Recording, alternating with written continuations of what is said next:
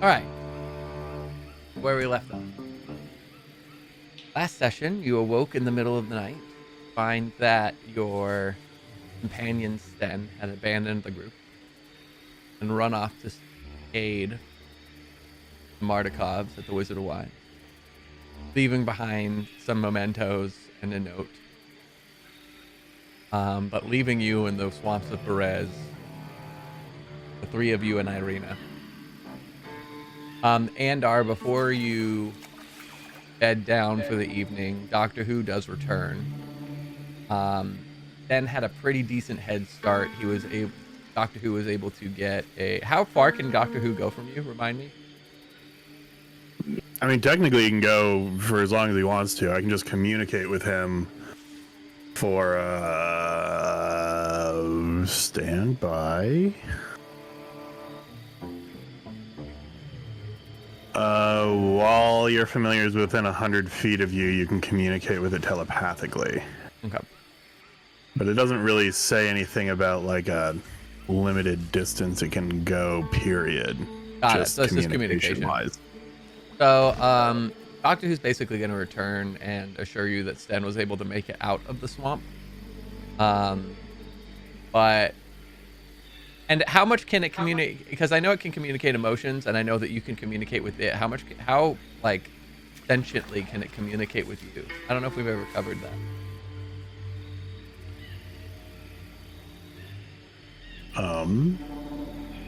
Let's see. It doesn't say. It simply says you can communicate with it telepathically.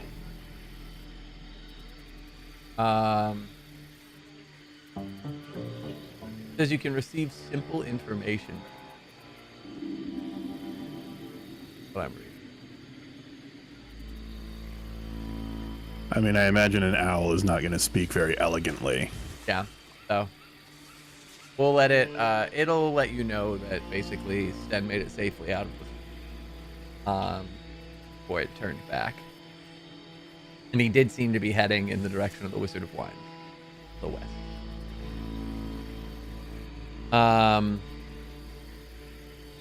You guys will have a long rest, and you guys awake to a still up tiny hut because it was recast. The treehouse is gone. The rain is still pervading through the branches of the swamp, and you have the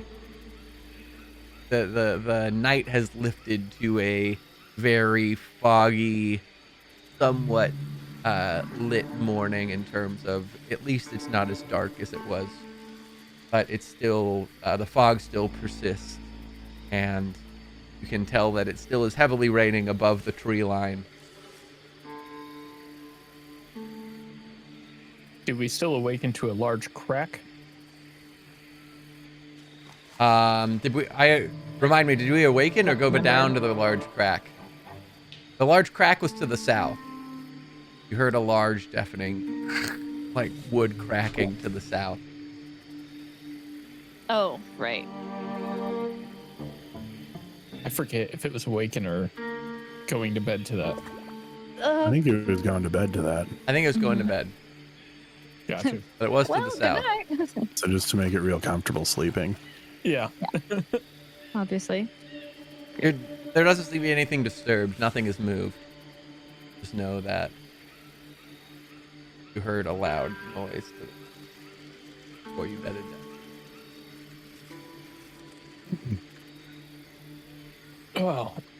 Should we get a move on? Irina's already kind of semi-packed up. Didn't seem to sleep super well.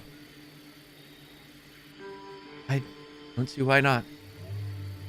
Unless you have another plan, which I don't see one forthcoming. Give me about 10 to 15 minutes. Just in case. And I'm going to cast water breathing as a ritual on everybody. Okay. Ooh, how long does that last? 24 hours. Cool. Which seems Like crazy. probably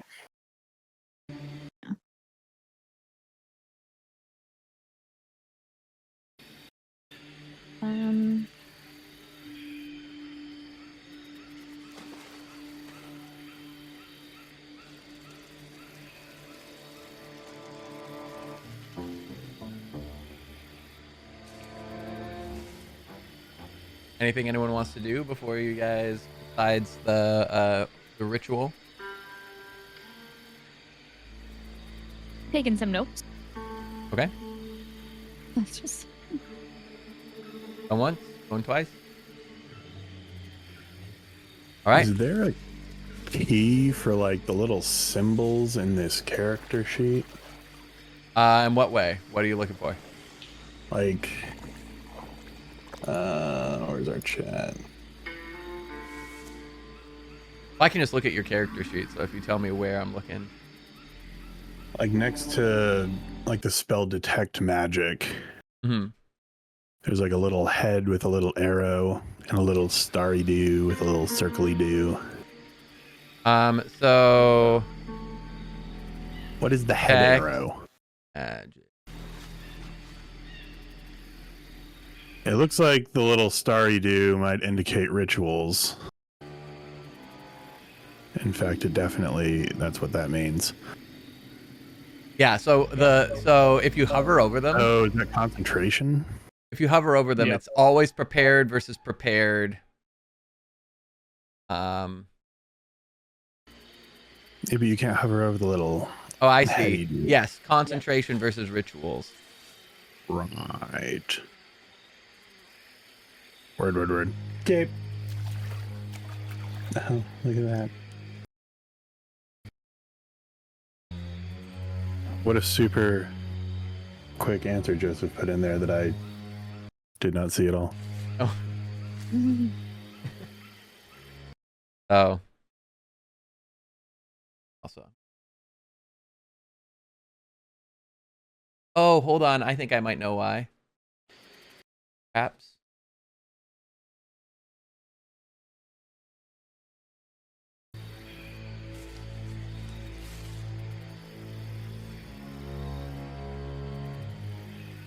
I do not know why. Never mind. All right.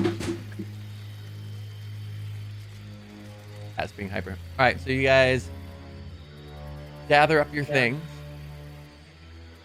and Irina. Once everyone's kind of packed up, like Irina kind of looks to the group and goes, "Well, who wants to lead the way?"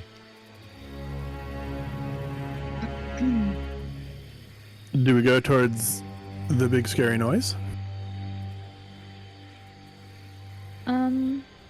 Sort of sounded like a tree falling. We could check it out. Did it sound close-ish? Roll me Or a is it a- perception check, and we'll see what yeah. you're able to determine.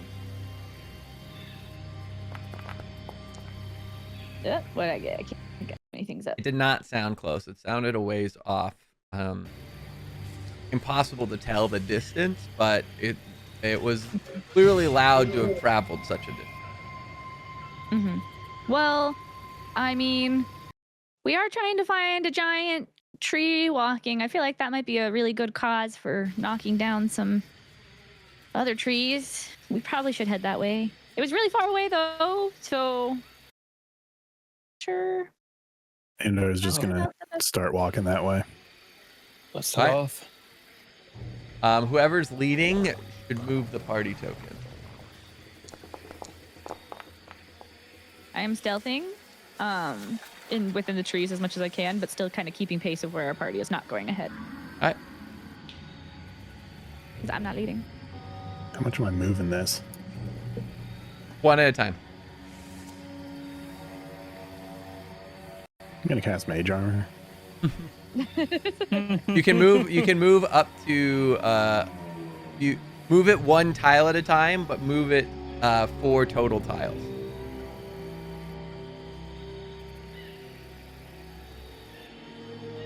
Okay. No. All right, at that point, I need you to roll me a 1d6 and then 1d4.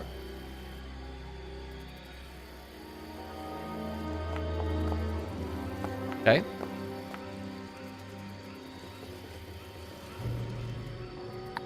Give me half a sec. Got it. All right. You may continue.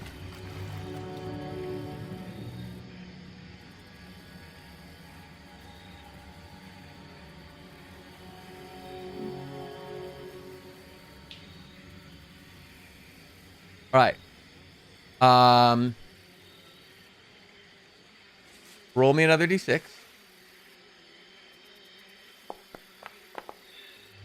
Okay. Roll me another d4. And look very closely at your screen.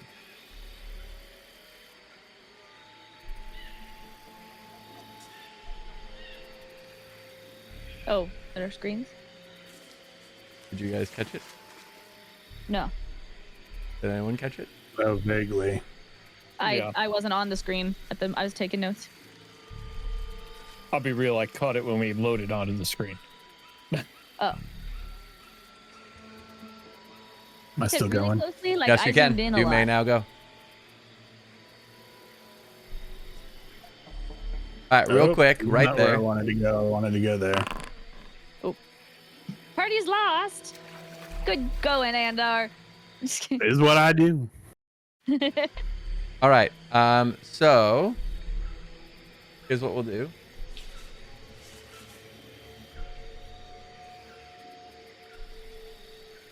We have a second.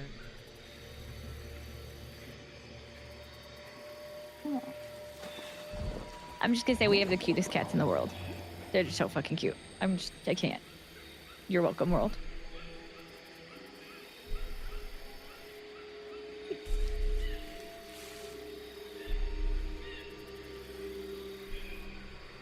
Way to do this.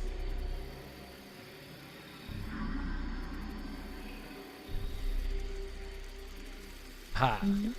You.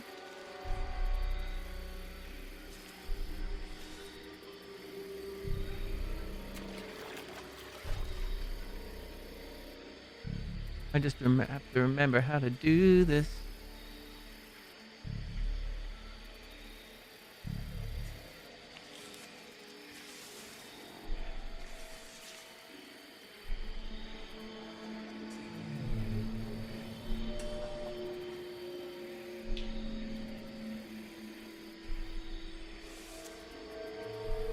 There it is.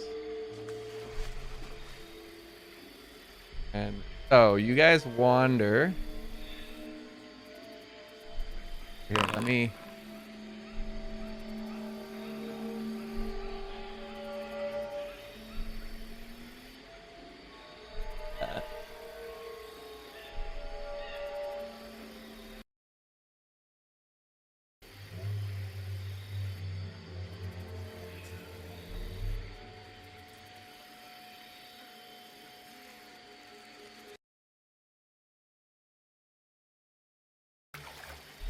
Oh, it's because it's.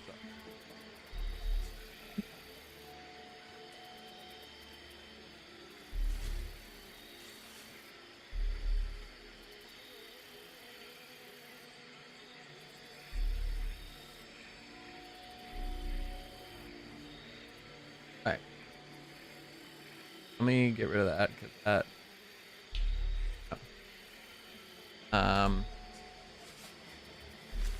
For the purposes of me resetting this, let me all back. We'll be on this.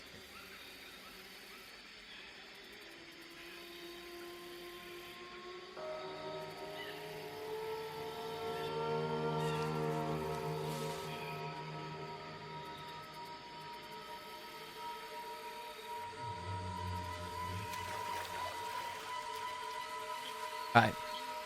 So as you guys work your way through the swamp, Andar, it all starts to blend together, and the trees and the muck, it all starts. You start to lose track of your way, until you come across a portion of the swamp where the fog seems to gather a little bit thicker. Roll me a quick perception check.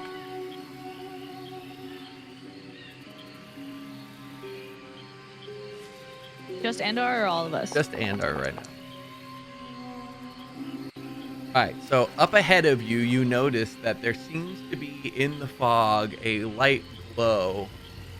Maybe about 150 feet off in the depth of the fog, there's a light glow that seems to be a fire.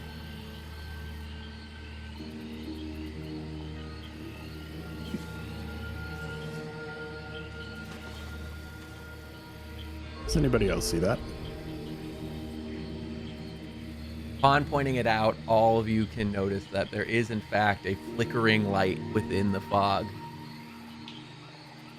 Like a torchlight. Yeah, I see it.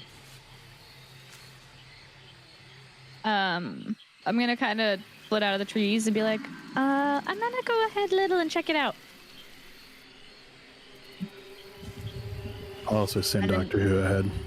Oh, you know what? Fine. That's Doctor Who go, and then I'll just kind of pout for a second and be like, fine, you just whatever, send him. You can both go. I'm useless. I understand. Mim, Doctor Who can be resummoned. That's So Doctor Who begins to fly forward, and Andar's head roll back in his head. As Well, I'd have Doctor, to walk another 50 feet or so if I want to keep that connection, because it's only up to 100 feet. fair.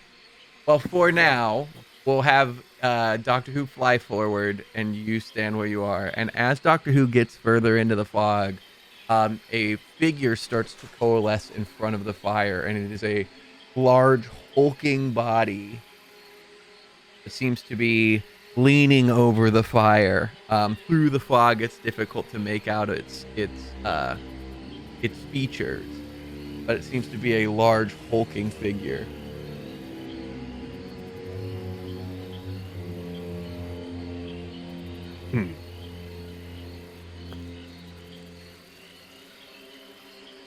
Seems to be a guy.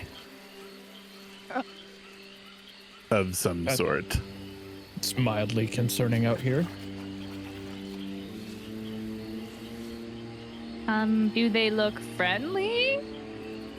Doctor Who's reached the limit of the transfer. But the feature, you can't see features, you can just see that over the fire there is this hulking form. I mean, he's not wearing a shirt that says free hugs, if that's what you're asking. That's exactly what I was asking. Thank you, Andar.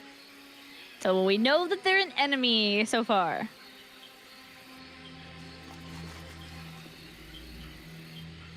Anna's just gonna walk over. Oh God. Oh, okay, I'm I'm gonna back in the trees. gonna summon the blade. Him flies back into the trees. Andar Do I starts need to waltzing re-stealth? forward. Alistair, no, you don't. No one's had any opportunity to detect you. You can your stealth stands. Andar summons the blade, which casts light around him. At Oh, which God. point, Andar, through Doctor Who, you see the figure turn in your direction. What kind of facial expressions are we looking at here? You're still through it. You're still far enough in the fog that he's still. There's still about like 75 feet out from you specifically. If you send Doctor Who at this point, Doctor Who could make it. But he stopped at the line of transference, and now you are walking in that direction. I'm still walking over to him. I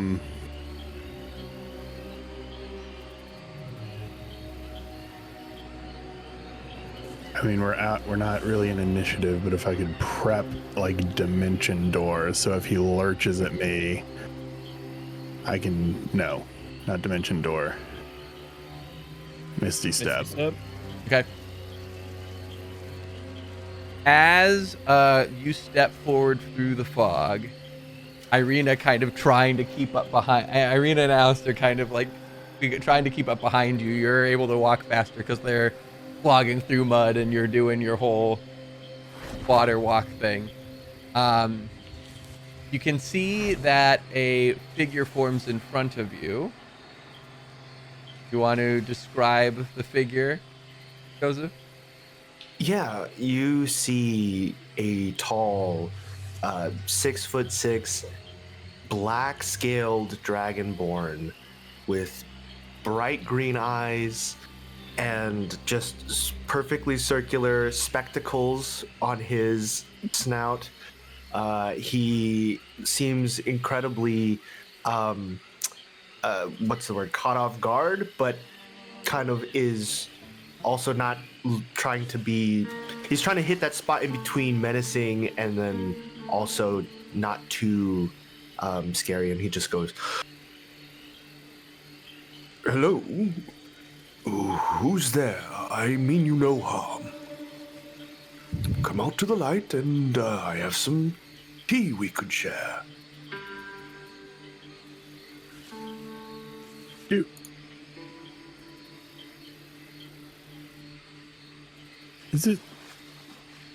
Do you live here? What an interesting question. For now, I suppose I'm camping, so in a way. Can I roll? Is it insight to see if he seems genuine? Absolutely. Okay.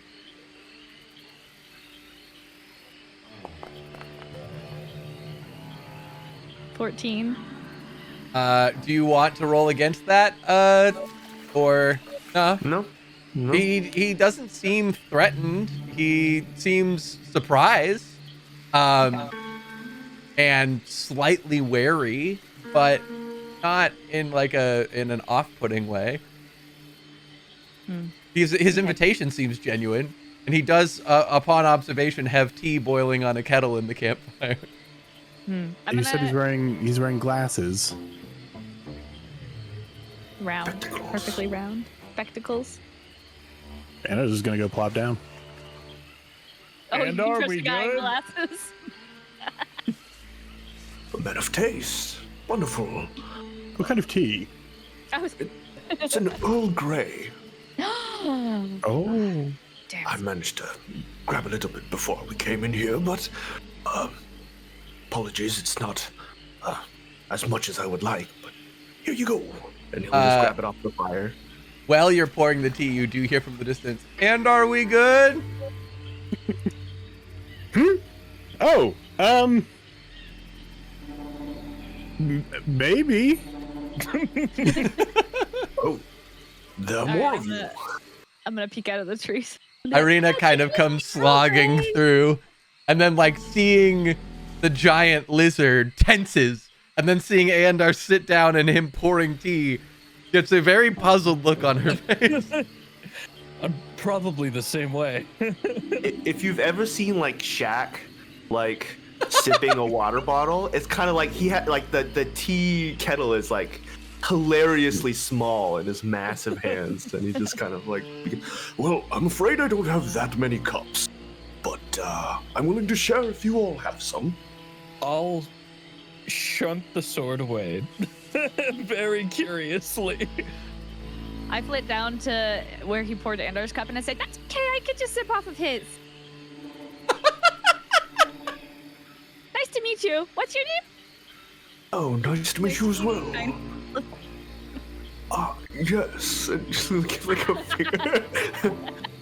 My name is Kyriakos. Your name is Mim. You can just call me Mim, since we're still Mim. strangers. That's a lovely name. Well, my friends call me Kirik, so feel free. But Kirik. Alright, Kirik. This isn't poisoned, right? well, I suppose if you had enough of it, it would be. But isn't that all things in life? The dosage makes the poison, as they say. Right. I'm gonna slowly pour the tea he gave me into the ewer, Hey, and then swish it around a little bit, and then pour it back into the cup. What does the ewer do to it if you do that? turns it into wine. Any poisonous liquid poured into the ewer is instantly transformed into an equal amount of sweet wine. Oh well, okay. So I guess So, if it if doesn't it is have to turn it poisoned- into wine. It would turn into wine. If it's not poisoned, I suppose it would just stay as is. Yeah, so it's just tea. Wow! That's the coolest shit ever. You know, you can't drink a nice tea without decanting it. Yes. I think. Isn't that just for cooling it down, really? Oh, who's to say? Yes. Well, May I have your name, sir? I have got Bim. You, sir, are... Endar. Enda. Yes. Wonderful. And the individual with the poofing sword? Alistair. My name's Alistair. Very fitting. Magician, if I remember correctly. Sure. Actually, you know, a funny thing. Our names together sound a little bit like a spell. Alistar, Andor, Kirik, and Mim. Good fortune, I think. I'm gonna look around to see if anything's floating. Meanwhile, Irina's standing there flabbergasted. She has never seen a dragonborn before, and there's this hulking lizard that's pouring tea. He turns around to her and goes, "And your name, madam?" Irina. A pleasure, I'm sure. Irina. Why does it ring a bell? Well, it's a pleasure to meet you. He's basically famous. That's probably why it rings a bell. But anyway, No. can you ask a little bit more about you, good sir, Mr. Kirik? It's a little bit suspicious to find you out here. Is it? Yes, can you explain yourself, please? How did you get to be in this swamp? Question number 7. Out of a million. You must be the smart one of the group. Oh, yes. Okay. Well, I would like to think so, yes. how did I find myself in this swamp? Well, you see, when a mommy dragonborn and a daddy dragonborn love each other very much, they make an egg. Oh, wow. And that egg How do they make the egg? well, They do mommy and daddy things, Tiny Fairy. Stop interrupting. yes. Okay, I know, pal. I was just trying to make him feel uncomfortable. Like he said, I am the smart one in the group. So, obviously. You are. You must be if you want to learn dragonborn physiology. That's a very rare trait these days. Oh. But, where was I? So, okay, but this is a very strange place to find somebody alone. I mean, I mean, you are alone. technically, Right? we're also in the swamp. Yes, but we're not alone. We're in a group, okay? We're safe. We have friends. Do you have any friends around or anything, Mr. Q? Well, I mean, I suppose I have the greatest friend. My mistress. Queen of Oh. Death. Matron of Ravens. Queen of what? Death? Yes. Lovely. Lovely individual. Gonna scrooge Oh. back a little bit. What? Yes. Well, I suppose I could fast forward a little bit in the story. I'm here on her behalf, actually. I'm chasing down a friend captured by an individual named Baba Yaga, I believe. Sorry, keep going. Yes? Oh, no, that was it. Oh, okay. I've just been kind of wandering here. Yeah, that's a really interesting coincidence. Yes.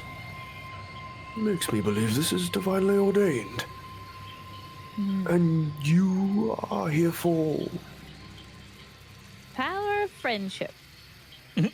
You are here for the power of friendship. Well, I suppose the swamp is as good as any place to find that.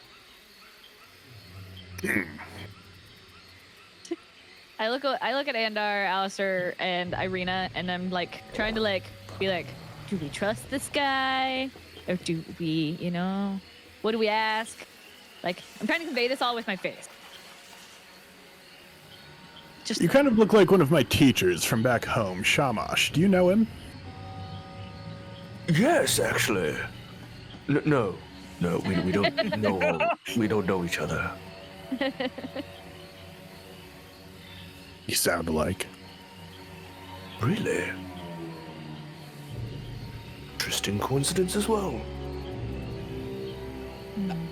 And what did your teacher teach?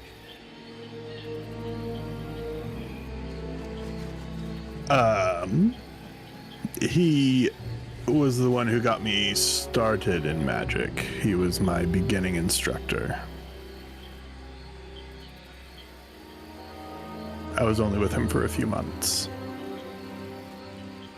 And then he mysteriously vanished.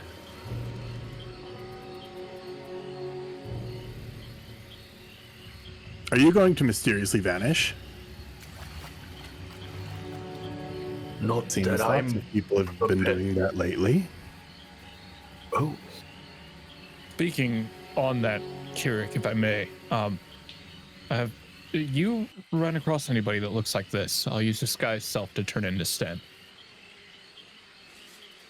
Dungeon Master, have I? You would not have run into him. You ran a different direction. No, sorry. Have not seen any herringon in a long time, actually. Worth checking. Thank you. And I'll drop it. Oh, is that why you're here? Chasing a lost friend? In a sense, I think we've been doing that the whole time, but no, we're actually here under similar pretenses as you. You're here, also servants of the Raven Queen, chasing someone captured. Not quite, but looking for Baba, and believe she stole a gem that we're looking for. I'll look to the group. Fortuitous. Truly, this must be divinely ordained. Well, as you said, being an individual in this swamp, safety in numbers. Well, I mean, this is a very strange coincidence, but lucky for you, we have a recent opening in our group. Until we get him back at least. Or, you know, friends are good. It's always good to have friends. Yeah, I mean, we're all going to the same place. What's that? Who's the friend you're looking for? You know, I don't know their name. Friend. Yes, well, I sort of just have, a feeling, if it were. I'm divinely ordained and headed in a direction. Dungeon Master, question. Yes. Upon reading, Mhm. Interactions with the Morning Lord and Matron of Ravens, anything that I would know? Are they friendly? Are they unfriendly? That's So that's a good question. I would say I should look into that more, but offhand, I would say roll me a religion check first. See Okay. how much you know about the Raven Queen. 18. Okay. So you're familiar with the Raven Queen, and you know that one of the things that the Raven Queen hates most, more than anything else, is undead, which is in line with the Morning Lord. So in that sense, they have some similar interests. You don't know offhand any sort of like political interactions that they've had or any sort of lore interactions of their beings in history. But you do know that the Raven Queen is one who's more about her code and her sort of outlook on the world than she is on like morality and politics. And people who align with her goals are those she aligns with contextually. So her and the Morning Lord probably wouldn't have any direct issue. Got you.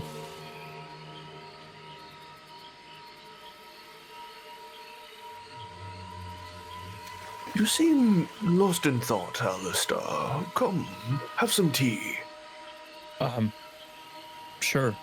It's not poisoned, I checked. Thanks, and I will sit down at the fire. Thanks. It sounds like we all have a similar path. Yeah. I hope it's not rude to ask, but pardon my ignorance. What exactly... Are you a dragon? Irina, can you just ask people that? How else would I ask? I'm just kidding. I don't actually know. Word.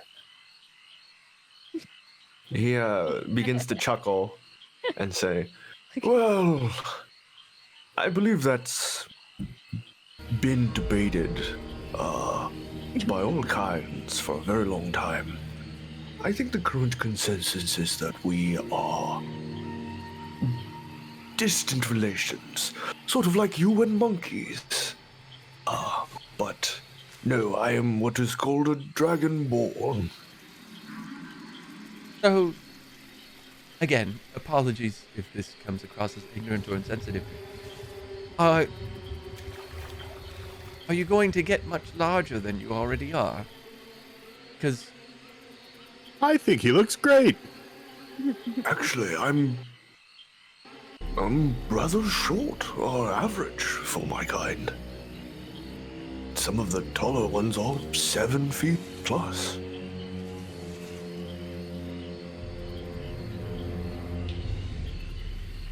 So, is that a long process? Are you... I'm sorry, I'm processing. It's all right. So I are take it you you... haven't met very many. Are you an adult, then? That's a good question. Sometimes I question that myself. I have faced 40 winters, but you know, truly, they say the age is just a number. That young for your species? My knees hurt occasionally in the cold, yes. Irina's very confused. Well, since this one's never seen your kind before, apparently, I'm guessing you're not from the surrounding areas here. How did you get here? Let's start way after you were born. Well. How did you get to Barovia? We need to know that. You need to know that. Well, Yes, it's a must. that's a little bit complicated. I have been divinely ordained. So, to answer your question, I walked in. I'm sorry, what? I walked in I did it. From where? Where did you walk in from? from where I'm from. Wait, I thought you wanted me to skip. Divinely ordained too? Pointing to Alistair. Can he just walk out now? You know, Mim, I wasn't gonna just drop that. Well, so, you know, it's actually quite easy to get in. It's rather hard to get out. Oh. Also fair.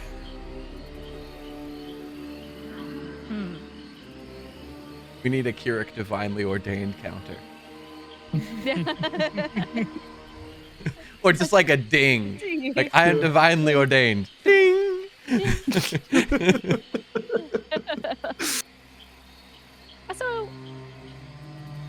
So you're divinely how long have you been in Barovia?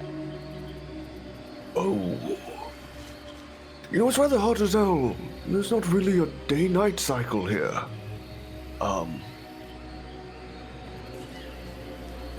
I'd guesstimate something like, a couple days. I mean, to be honest, I am a little bit, how you say, I wouldn't say the word lost, but I sort of know the general direction I'm headed in, not quite how to get there. So, I imagine that your goddess hasn't given precise directions. Do any gods? Precisely. Sort of in their nature, I believe.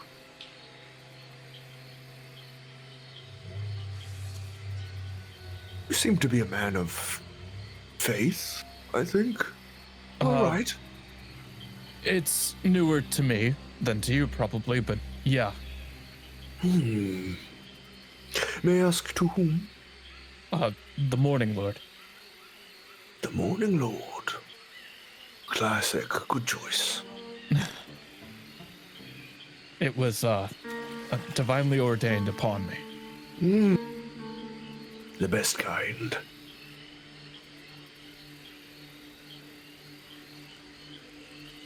Any more questions, or shall we get going? Do you want to come with us? I thought that was decided. It's divinely ordained. Ding!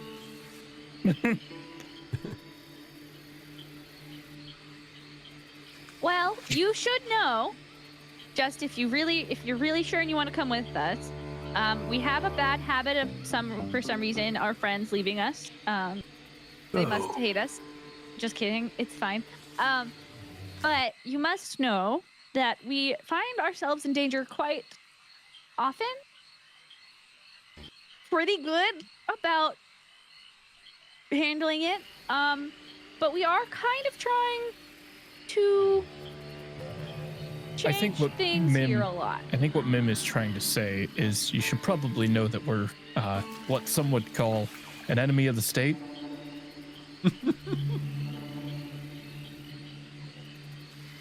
Interesting. Yeah. Well, considering that this current leader of this state is a monomaniacal, undead abomination, I'd say that's a pretty good place to be. Well, welcome to the group then. I knew I liked you for a reason. All right. Before we charge merrily ahead, are you capable in combat?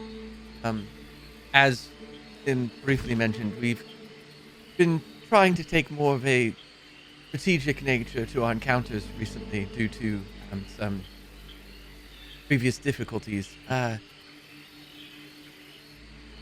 just want to make sure that we're not walking you into danger that you might not be able to handle.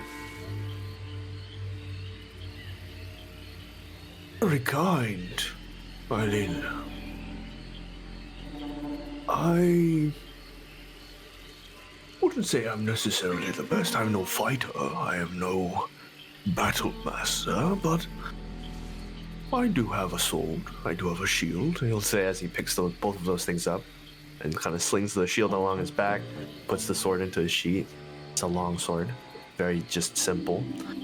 And he just goes, I know my way around. I have seen a few winters on the field.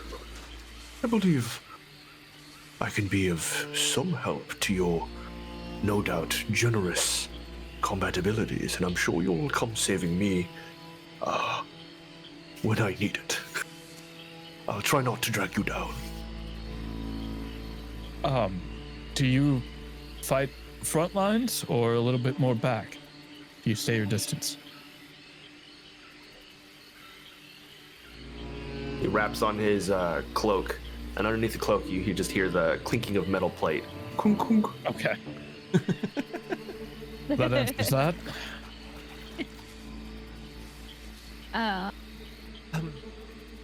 Again, I'm sorry if this is ignorant. You don't have to clarify every time. It actually makes it worse. Okay, well, do you have wings?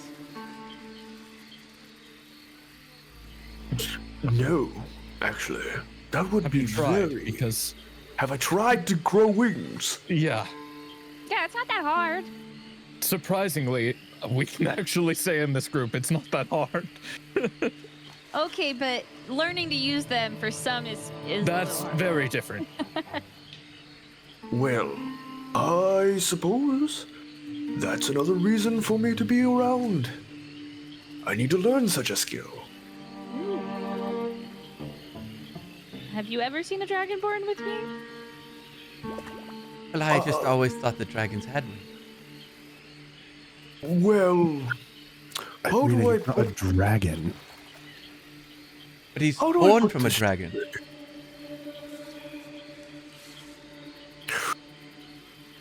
You only have fur on the top of your head and here, right? And it's not everywhere? Do you have opposable thumbs on your feet? No. What about a tail? Yes, I understand the monkey parallel, but you said that you're dragon-born. I'm not monkey-born. What you dub yourself to be is no consideration of mine. But I'm sorry. So are your parents dragon? Not that I'm aware of, no. Irina, we're going a little specious. I'm sorry. I'm just. I promise it's out of a place of respect. I just am. I always thought that dragons were. You have to understand. All I know of dragons are that they're very large. They have wings. They breathe fire. And I've recently learned that some of them can turn into humans. I've never seen or at least appear as human.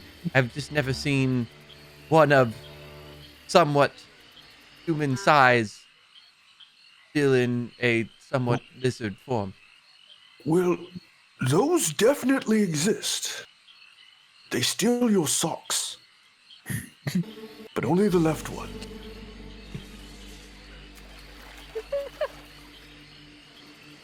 What's up with that? right. Like what? Oh, good.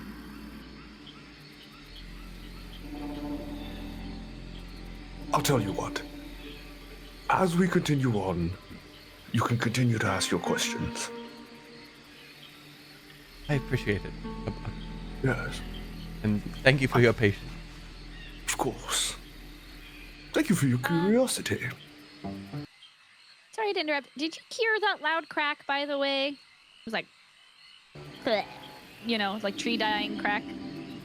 Yes. Okay, which direction was that? Now, Do I sense... Okay. Okay, I sense south? Okay. South. That wasn't you, right? Okay, good. Okay. So it's still... Do we think... Since you've been tracking Baba, right? Mm-hmm. If we weren't here, would you head towards that sound? If you... Yes. Okay. So it was a good hunch. We should all head that direction. Ah, yes. It was an excellent hunch. From Yes, the smart. I understand what you're the group, saying. of course. You are the smart one. Yes, the one who didn't understand how wings worked. I understand. I don't know what you're talking. And I see you are the funny one. Good. I'm beginning to understand the group dynamic. Welcome in. And I will lead off to the south. all right. Go ahead and move the token. You can move 2, since that's about when you got lost. And we'll roll. Okay. Roll me a d6.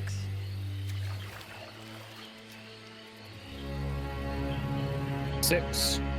Okay. And then roll me a d4. 2. All right. Look very closely at your screens.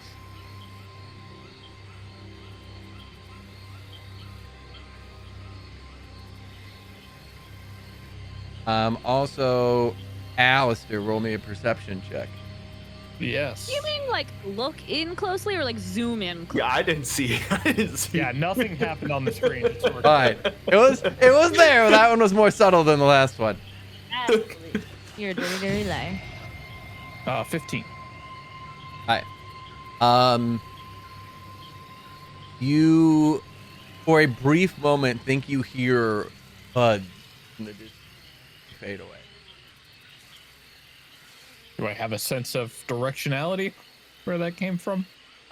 They were like in the direction you're heading, and they seem to head off slightly to the west. Does Hermes have a sense of directionality on which way is west? Roll me a survival check. I guess west would be. It's still 17. left because we're looking. You are currently facing south.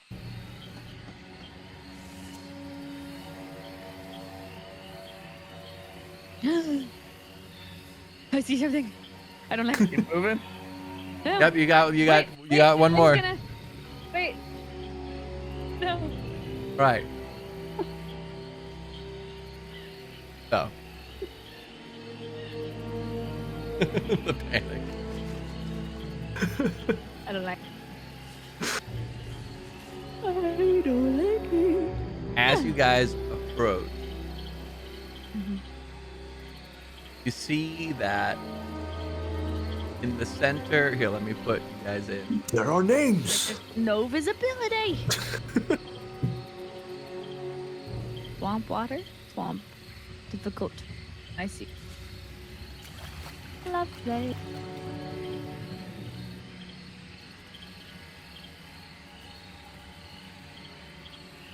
Pull out. Alright. You guys can see in the center of the swamp, there appears to be a large hut on a viney stump. And hanging from one side of the hut, upside down, appears to be a large bull with the lower jaw missing. The outside of the hut, there is a ramshackle wooden hut on the stump of what was once an enormous tree. The rotting roots of the stump thrust up from the mire like the legs of a gigantic spider. There is a you can see that on one side of the hut there is a doorway, and the hollowed out skull is hanging from ropes on one side of what appears to be like a small balcony or porch. And flanking the hut's doorway and hanging from different parts around the hut are iron cages that dangle like hideous ornaments from the eaves of the actual hut itself. And scores of ravens are trapped inside, squawking and fluttering, making a great deal of noise. When Carrick sees the ravens, he is immediately going to take out his sword and shield. And are we all ready? Wait, we should discuss our plan real fast. Yes. Okay. Also, I think is that skull also maybe the friend you're looking for? I certainly hope not. Okay. I guess so. Now that we're here, when we talked last, we would stealth in a way, but I would shoot from a distance. Alistair can go in and do a lot of damage. Mm-hmm. But I've only got once. one go at it, so Yeah. it needs to be tactful. However, it's attempted. So I guess I'll relay that to you, and then I'll ask, do you want to make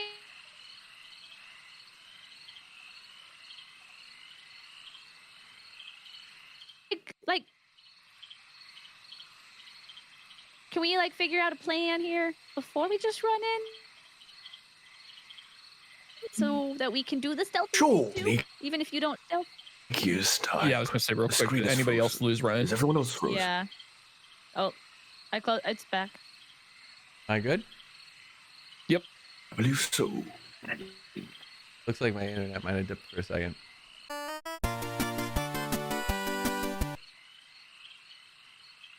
All right. So, you guys can see that the hut is in the middle of the swamp. The hut is around 15 feet tall. It's sitting on this giant stump and is kind of towering over. You guys were beginning to strategize. And you said, are the ravens in cages or are the ravens all flying around? They're What did in you say? cages hanging off They're of in- the hut itself. Okay.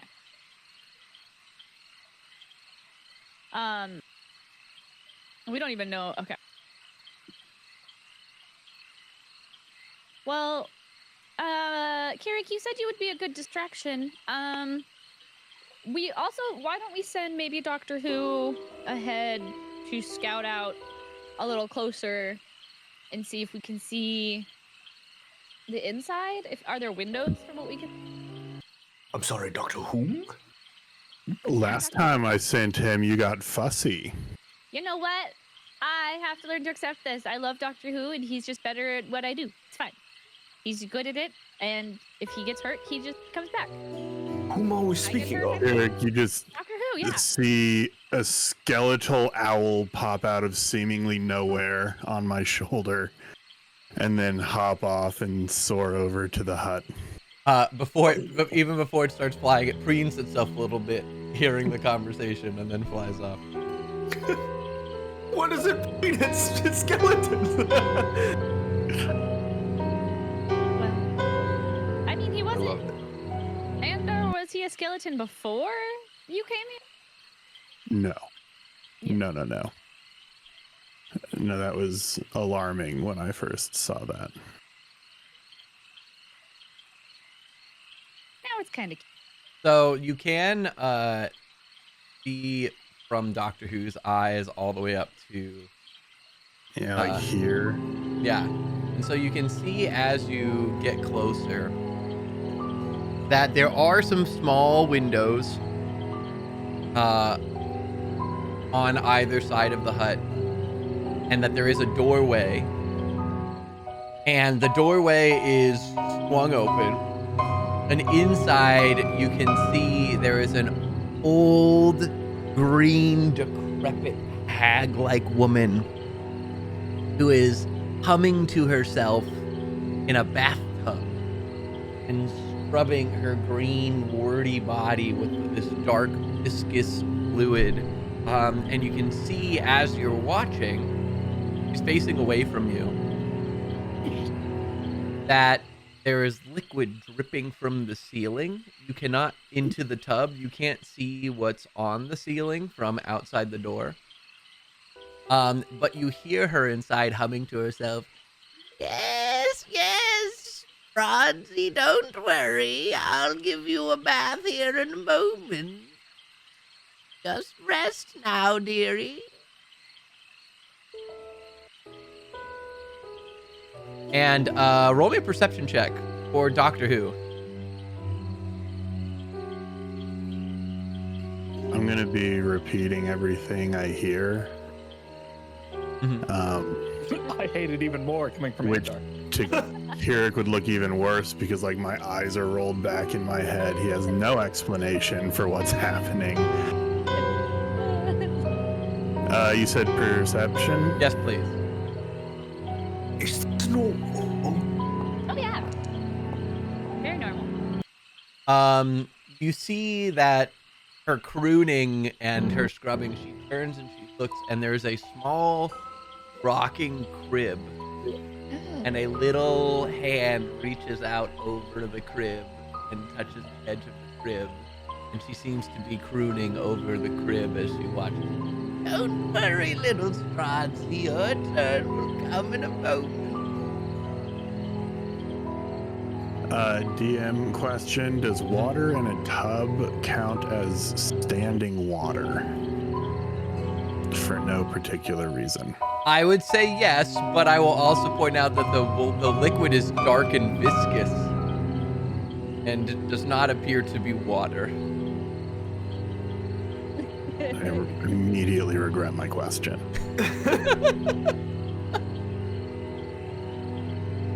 Noted. All right, Doctor Who will fly back. Oh.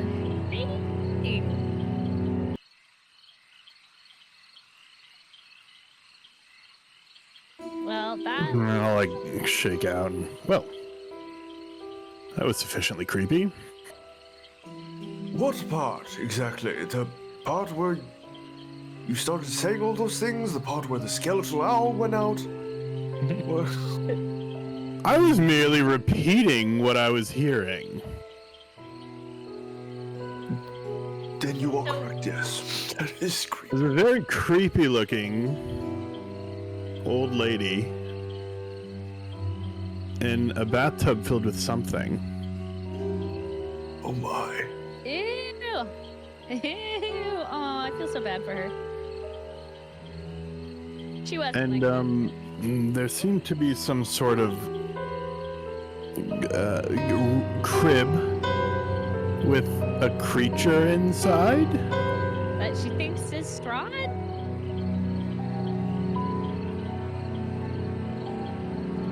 We could just go in and be like, hey lady, that's not Strahd. And then she'll thank us so much for clearing it up. Okay. Well, you try that.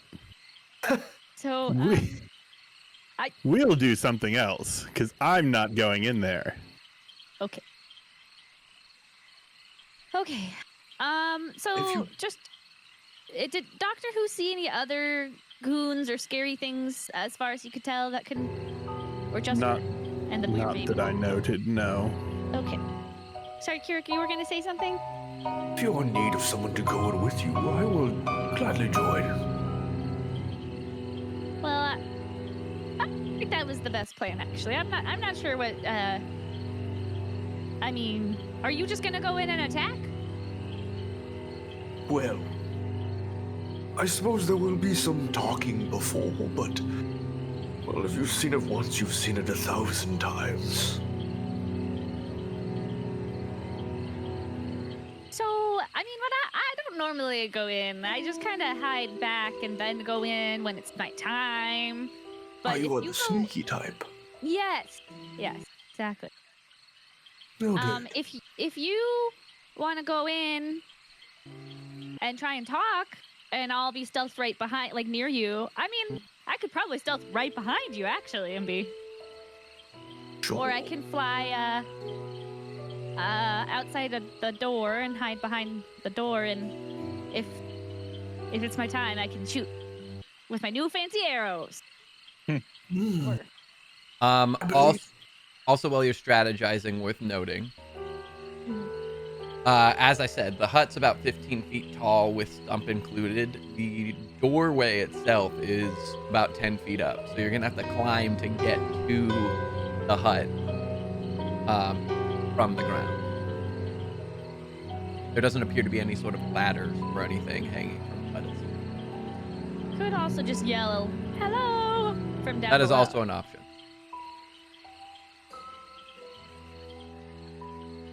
Sounds like I will need to call in some aid. Real quick. And he'll take out his holy symbol of the Raven Queen and cast Find Steed. What?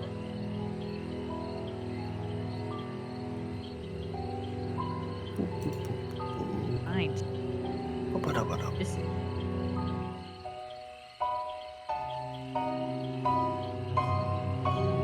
And from the swamp, poof,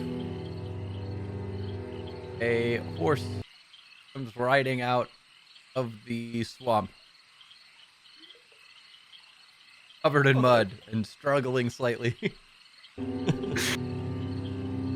I will need your momentary assistance, simply to get on the walking house, after which you may leave. The horse kind of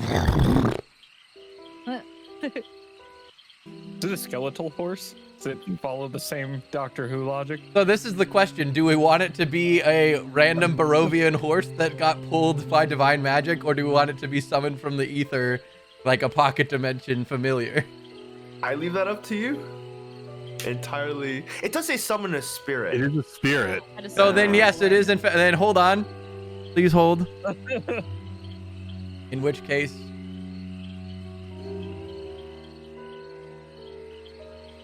is a Kind of skeletal that you horse. didn't Summon a camel, but that's okay. Actually, do I think I have a skeletal horse spoken in here somewhere. Yeah, because wasn't the... Yes, I'm sure you do. I do somewhere. I just have to find where. There's Wolf Doonby. Well, I'll put that one in for now. That's a warhorse skeleton token. Let me see if I can find the actual. And I take it back. Carrick is like, what the?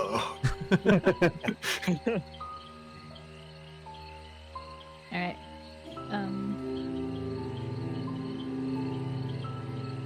Oh, I found it. Are you gonna have your horse climb you up in the tree? Well, I was going to sort of stand on it, but this thing is terrifying. Do it. Your first time summoning your familiar, I see. In this place, at least. Yeah. Oh, is that why your owl is... I see. I begin Yes, to yes, it understand. is. I don't know why it's happening, but it appears to be a side effect of the area. Well, if it's not undead... As long as it's not undead. Are you undead, horse? Okay, good enough. While we're on the topic of terrifying things, I'll manifest shadow in front of a new person. So as you watch, Alistair's shadow extends from his feet and rises from the ground vertically next to him, and appears to be a dark, shadowy version of him with glowing red eyes. I think Carrick points his sword at it, and will say, Alistair, get behind me. He's friendly, I swear. It- Sometimes, at least. It cocks its head and raises a hand at you.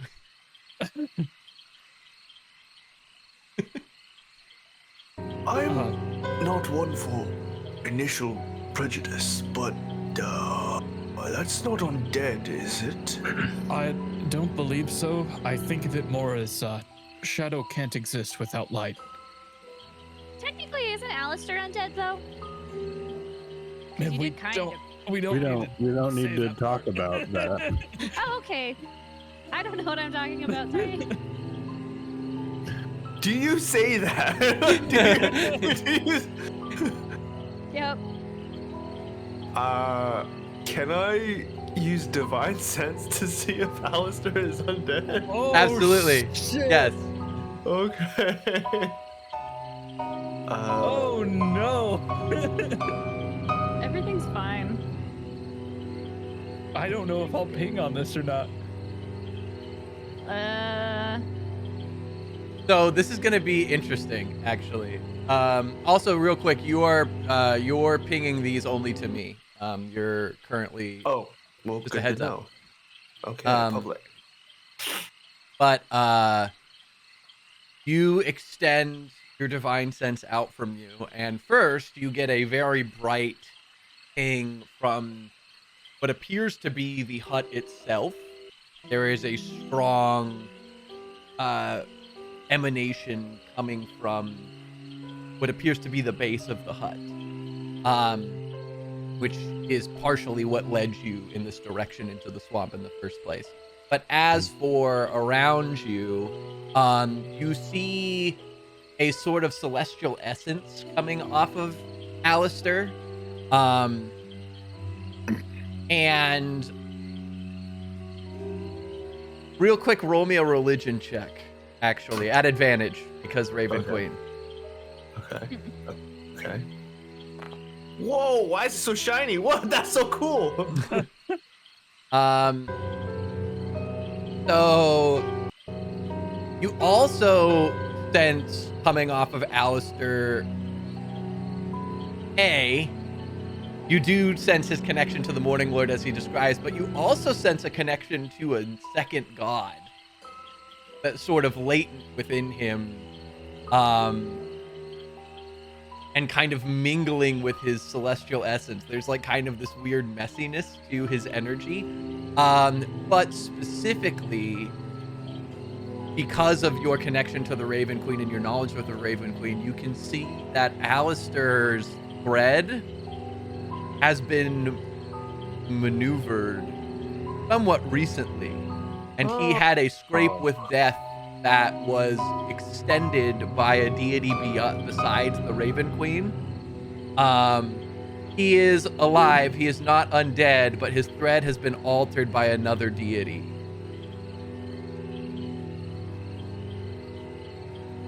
Oh shit. Says Hermes. Alistair doesn't know that shit. None of us know that shit. Essentially, his thread has you can see that his thread has been altered. Mm-hmm. Riddles in the dark. Well, you are not undead, though we will speak words after this. I have many questions. Sounds good. That need answering. But as long as Try you my aid. best. Oh, actually, hold on. I have another thing that you'll notice. Oh? Hold on, I'm getting another thing. Sorry, this is separate from Alistair. So if you have anything else you want to address with Alistair, you may. But I also Irina. Oh. Irina.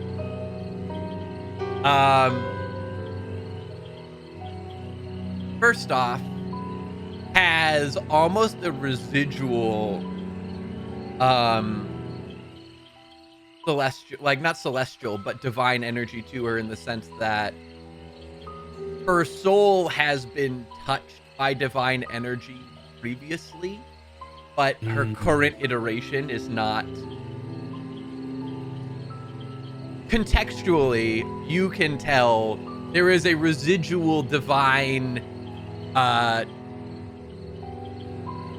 essence or influence associated with her soul, but it is not direct in the sense that would normally be with a present soul in front of you. And as far as like interpretation of her thread, whereas normally threads are a linear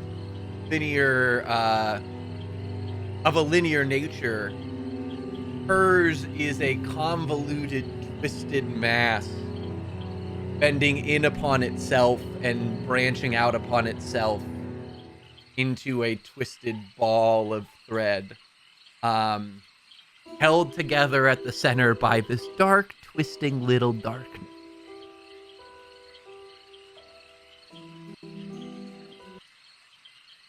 I think Kyriakos turns to Irina, stares at her, and then simply says, I'm so sorry. She's slightly taken aback. About? Life must have been hard. I don't think anyone with such a twisted fate can get like that very easily. Her whole face blanches and she does her white knuckle grip, but she tries to maintain like a placid face. Yes, truly, this is divinely ordained. This is enough discussion. I believe we must proceed. Okay. I will, I'll be right behind you. And I'm gonna tuck behind, like, any trees or things that I can kind of weave, but still stay close to him. Roll me stealth.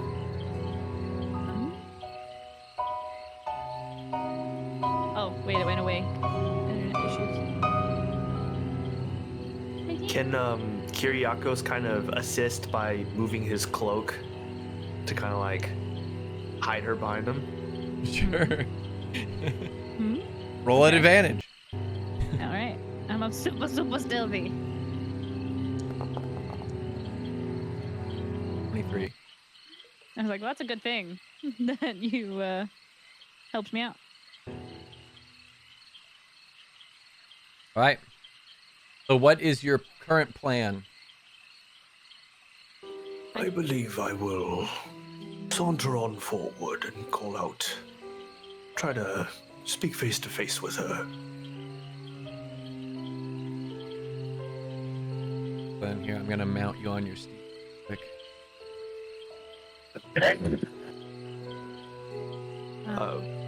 I think before Kyriakos leaves, he'll turn to everyone and say, If you're ever in need of aid, please rush to me.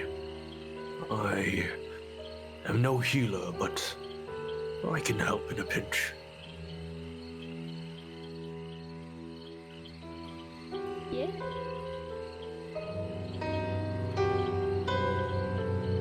Irina's probably gonna go with you. So she'll see if I can mount both of you on here. Perfect. Also, So- give me 2 seconds before everybody takes off. Sorry, Cool. I'm looking something up. No worries. I don't need to use the silver arrows, right? As far as I know. As far as we know, correct. Okay. Because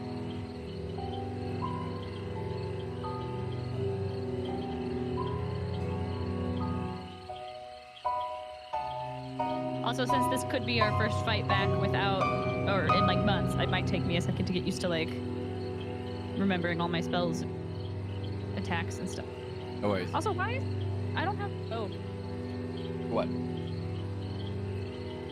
I did. Crossbow. Quit. Okay. Kind of above table pre-planning. Mhm. Who in our party has the lowest hit points at current? Not me. I think it's Like Andar. max Probably HP? me. Yeah. So probably Andor, Or Irina. Irina. Oh, Irina for sure. Ryan, did you? It's long rest Irina time? by a significant amount, and no, she. Yeah. All right, Here, who I'll are our just heal 3 lowest? Irina. Determining.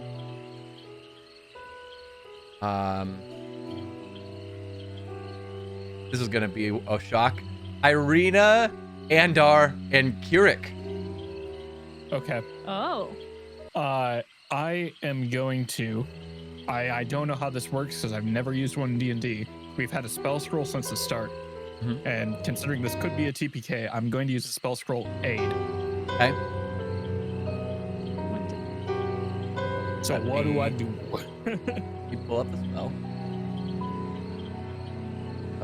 Do aid.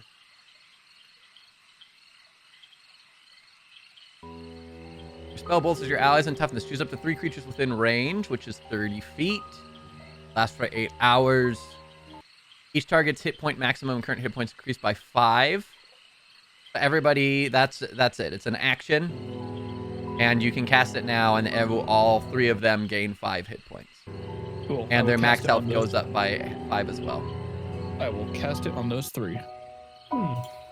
So for 8 hours, ease, wow. we'll just give it as temp hit points. But Cast know it on that- yourself instead of me. Okay. Sure. I'm pretty good at avoiding getting hit. If he tells me to cast it on myself, I'll cast it on Mim instead. Oh my god. I'm pretty good at also not getting hit. Yeah, but I can spring back. And Alistair knows he can spring back. Right. Then Mim, here, I'll mark those just so everybody is, remind everybody, we'll say, is there a good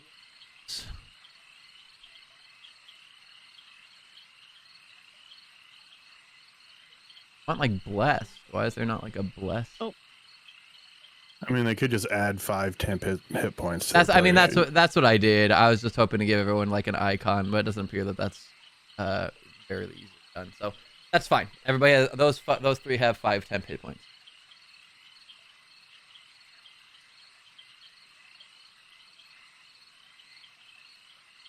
Anything else that you guys want to do before you proceed?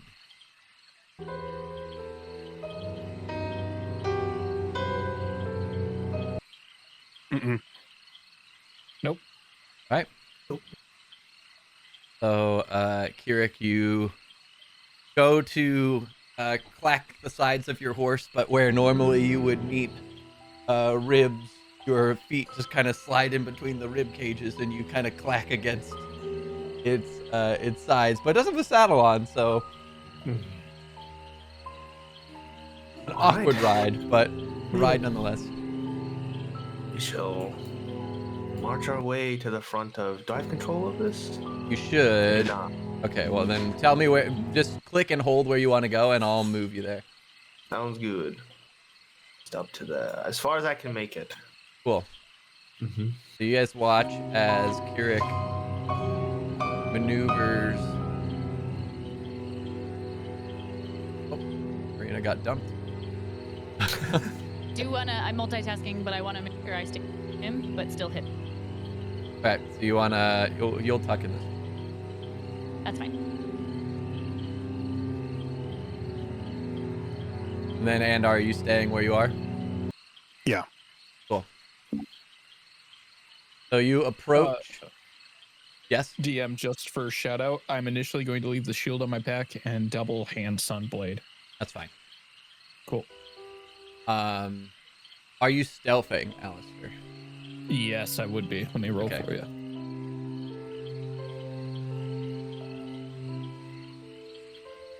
Routine. 18. All right. You approach the foot of the cabin, and the ravens are pretty cacophonous. They are making a great deal of noise and fluttering and cawing. But through the ravens, you can hear this kind of like da-dee-da, da. Is the sounds of this old woman in the hut.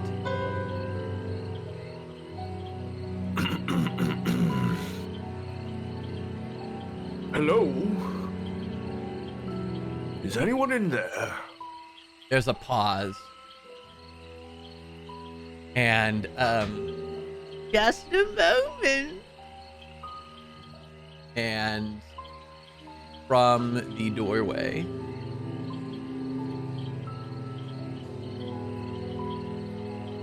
a crone-ish woman comes and looks out upon the balcony. If I can get her to put it.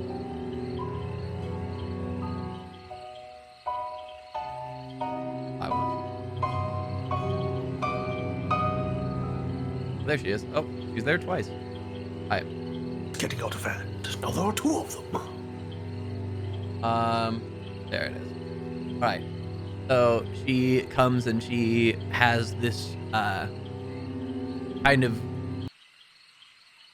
disheveled, dirtied cloth robe draped around her. Who is it? What are you doing interrupting my bath? Hello, madam. My name is Kyriakos. I am here to negotiate the release of your captives.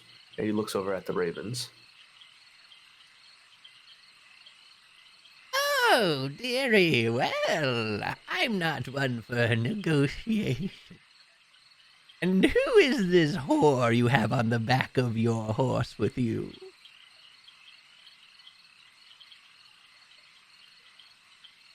Her name is Ileana, and you will not speak to her that way again.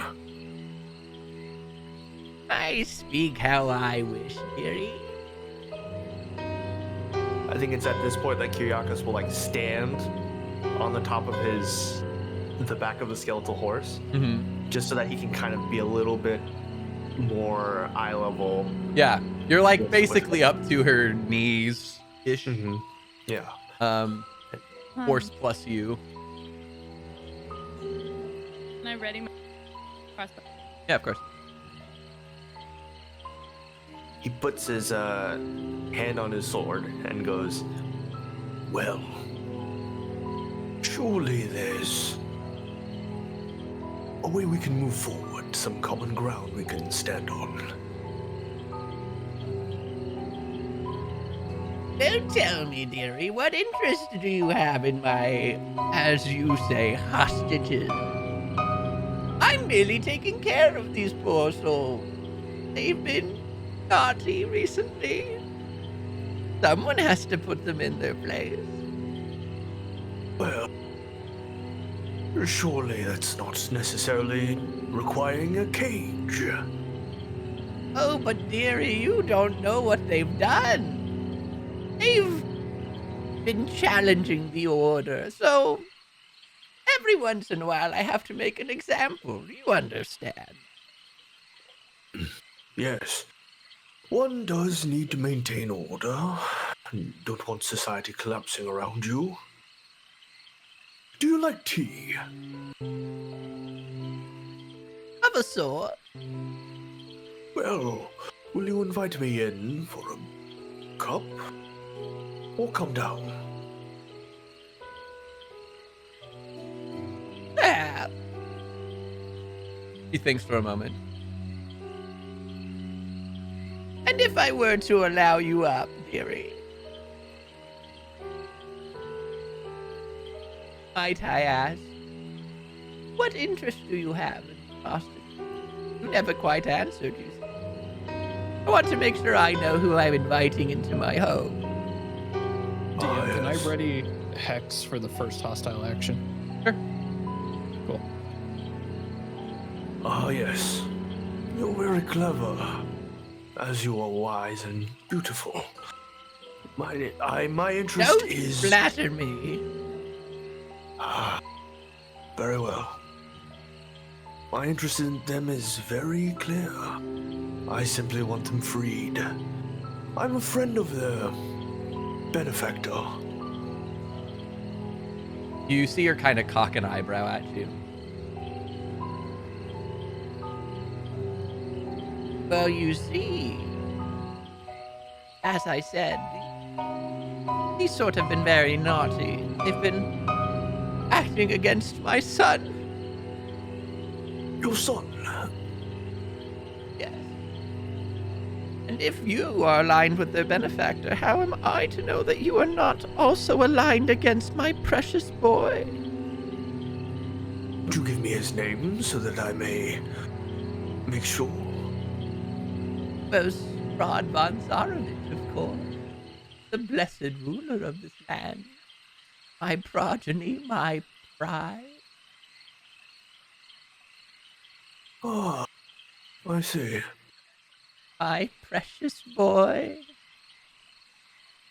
Does he take after his father more? You do not speak of his father! He, like, points a menacing finger at you.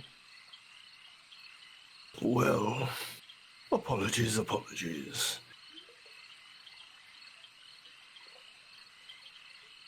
I can assuage you. Currently, I am not moving against him.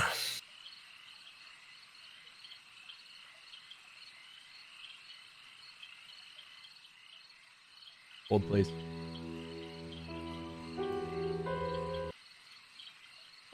You do?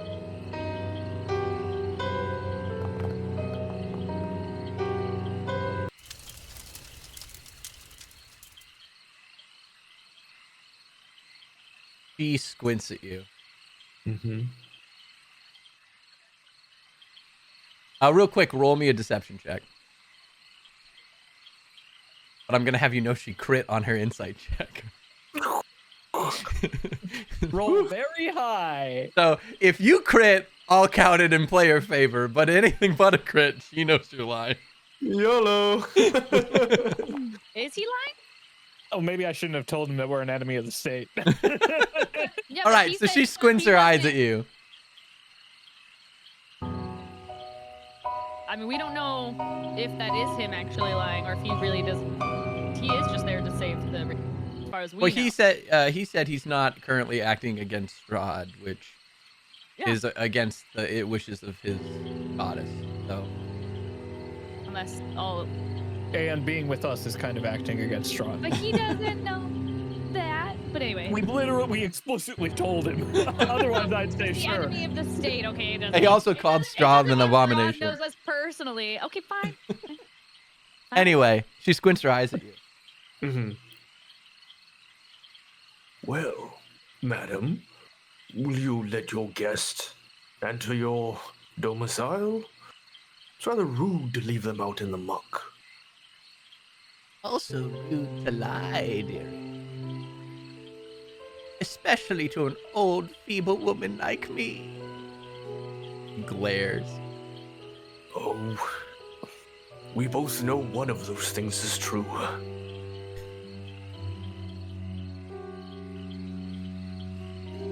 Well, it seems we're at an impasse. You want my hostages, and I want to punish them.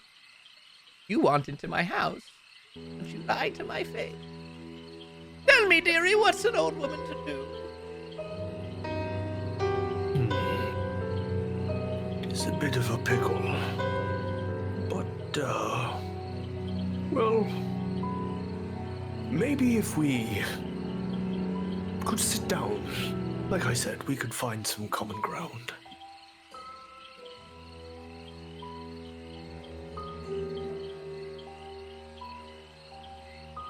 Roll me a persuasion check at disadvantage. Okay. I would like to use my what's the word? What is it called? I forgot what the thing is called. But What thing? I might be able to help.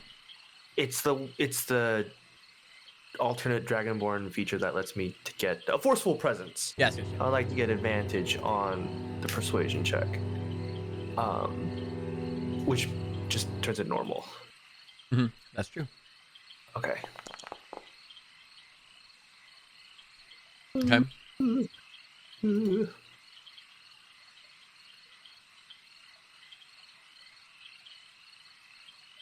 I'll make you a compromise. You can come up to the porch, but the whore stays on the whore. The horse stays on the horse? I'm sorry, I couldn't quite hear you. Don't worry. I know you know what I said.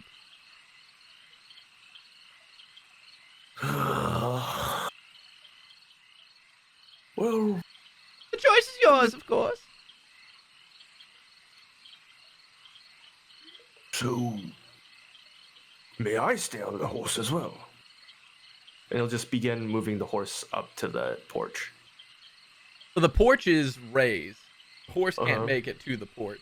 You could essentially, because you're what? You said you're 7 feet tall, 6'6", yeah. 6'6". Yeah. Like 7 feet on Tinder. Yep. standing on the horse itself, you could essentially like pull yourself up onto the porch. But the horse is not going to make it onto the porch. So, but she'll allow you to sidle up, essentially, underneath the hut. right. And I guess he'll start pulling himself up onto the porch. He just stares down at you, and she allows you up. Okay. All right. So she's up. So he's up on there. Let me get you off of the horse. Up to her. Okay.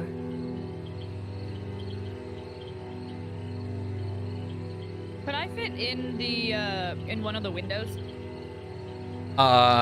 Yes, if you bolted for it. Not right now. But yes, you could fit through the window. Yeah, I just like. They don't appear to have glass. They appear to just be.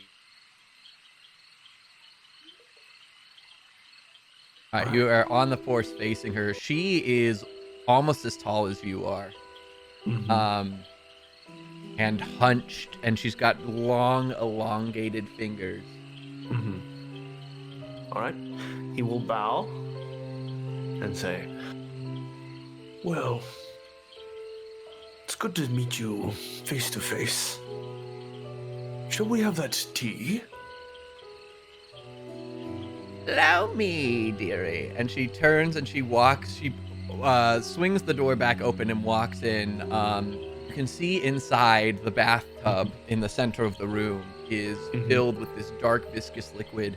And now you can see right in the doorway that the liquid dripping into it is from a body that is bolted with iron bars to the ceiling at bent angles so that it won't slide. And there is a scar. The body is wrapped and pinned by these wrapped, and then all of her limbs are pinned to the ceiling, and the only exposed piece of flesh is the neck, and it appears to be dripping. And you see that there are scars along the neck, and that there is fresh scabbing. And then just off to the left of the tub is this crib, and you hear faint cries, and she comes and she rocks the crib gently. Don't worry, Strahd, I'll just be a moment, dearie. We have guests. And she goes and she picks up this like dented, rusty tea kettle and pours from it into a like chipped cup. Can he walk inside to look, kind of like peer over the baby? Sure. So Okay. you cross the threshold, and she kind of turns and she eyes you. But as you approach the crib, there is this baby rat swaddled in the crib with slick back hair and a little Widow's peak. Widow's peak, thank you. A little widow's peak. And the baby's crying and has very like stark white skin. Does it? So it looks like Strahd? Mm-hmm. Is it undead? Can I use divine sense again? Sure.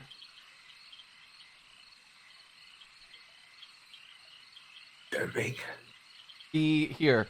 The hut is 15 feet on each side and packed with old furniture, including a wooden cot, a wicker cabinet, a slender wardrobe, a wooden table, a stool, a barrel-topped wooden chest reinforced with brass bands, and an iron tub stained with blood. In the middle of the room is this ghastly wooden crib with a small angelic child sitting in it. All the furnishings except for the crib are bolted to the floor. Beneath the crib, there is a green light that seeps up through cracks between the rotting floorboards.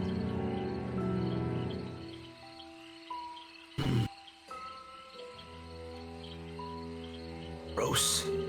But you fire your divine sense and you don't get anything off of the baby. But you do get this like twisted fey signal off of her. And underneath the crib, there's this emanating like pulsing energy. Can he kind of like look outside the window to see if everyone is moving into position? Roll me a perception check, and you're gonna have Okay. limited view from inside the hut, so you won't be able to see everyone. Okay.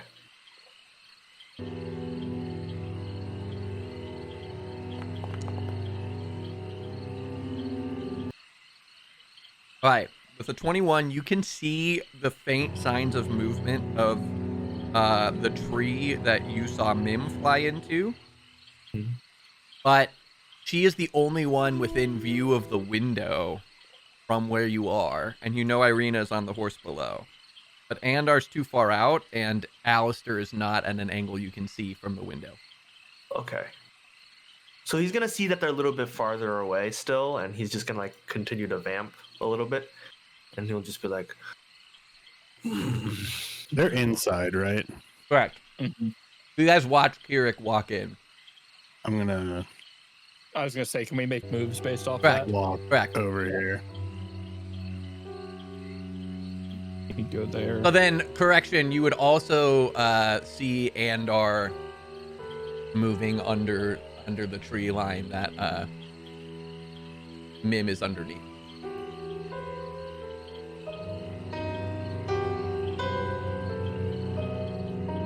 and he'll just like, kind of, What a beautiful little baby boy. Tell me, what is the difference between this Strahd and the other one walking about? She turns and she comes and she proffers the cup at you, and it's got he this will kind accept of it. chunky, like mushroomy broth in it. Whatever do you mean, dearie? This is Strahd, right? This is my baby boy. Well, I of take course. ever such good care of him. And she like gently rocks the crib. Of course, but surely you are aware of a bigger one walking around. Why, yes, of course, my son. He just So you- grins at you. Two children. No, dearie, I only have the one. But I'm ever so proud of him. He rocks the crib. I see. Well, back on topic. In regards to your examples, what are you looking for? What would motivate you to let them go? Well, of course, they need to stop acting against my little dearest. How dare they disrespect his rule like that? The nerve of me. Every once in a while, I have to make an example. Understand? Would you like a demonstration? I'd be happy to show you. Sure. Why not? She goes and she leans out the window and she flicks her finger, and a bolt of fire shoots from one of her fingers into the cage, and the cage ignites, and a bunch of the ravens in the cage start screaming and clawing as flames engulf the cage, and an entire cage lights up and goes quiet. She's completely turned around, right? Correct. He's gonna attack her. All right. Also, she did a hostile action, so Hex goes off. All right. So let's roll initiative. She- Disadvantage on Dex. Got it. Right. Nice. Let me. Can I see her through the window right now? So yes, we'll put her here. We'll put Kirik here. I also do have an internal inside the hut if we are gonna get you in the hut, but we'll see how it goes.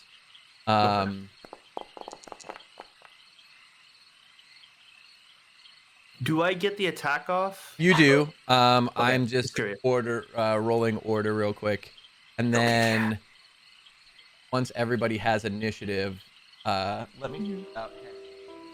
Well, if I'm stealthed and have my arrow ready, would There's I no get a hit save. off? I'm just checking. Shit.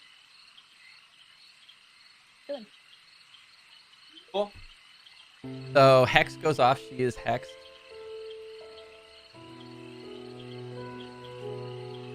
We'll just say cursed.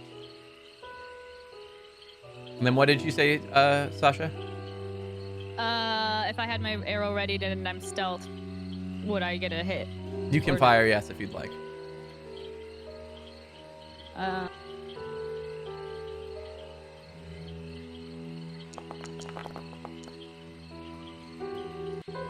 $28 to hit. All right. Let's give me half a second. Actually, I feel like if Kirik gets to hit or attack first, then I probably wouldn't shoot the arrow until I. Well, it's gonna be he hits first. Okay. Hex is gonna go off basically as he hits because the firebolt hits. goes, Hex goes, the attack goes, and then you seeing the attack would then attack. It's kind of my logic in case unless anyone has objections. So let me put Irina in as well. And then what was your initiative, Alistair? 19.18.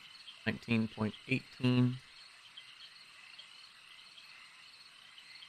And then Mim, did you roll initiative? No, sorry. Did not.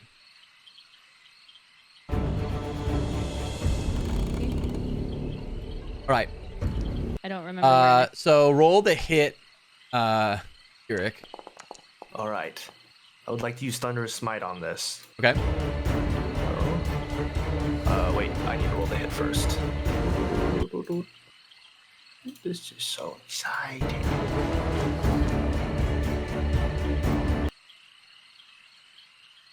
$21 to hit. 21 does hit. Wonderful, wonderful. I roll the damage. I just Is have the it attack save? on there. So if you do the attack, hit attack, and then it will to be able to roll damage from that. We just rolled it again. That's fine. Ignore that. You had already rolled it. Oh, okay. But now you should have an option that says damage. Nope.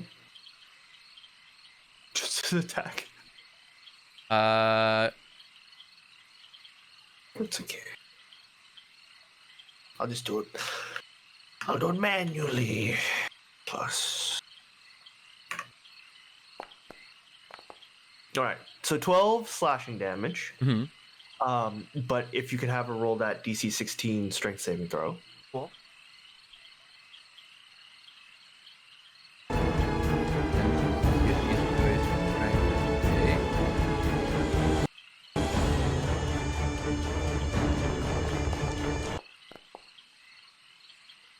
$14. She fails. All right. So she takes Well, the dice are 6 thunder damage. Got it. And so basically what happens is as she casts Firebolt on them, he'll say, "Oh, so sorry about this." And he'll stand up and just smack her with the flat of his blade and send her flying out that window. All right. So Thunderous Smite knocks, push 10 feet away and knock prone. Got it. As she's knocked out the window, she's gonna scream out, "How dare you mock the mother of a king!" And she's going to turn into a swarm of insects. Ooh.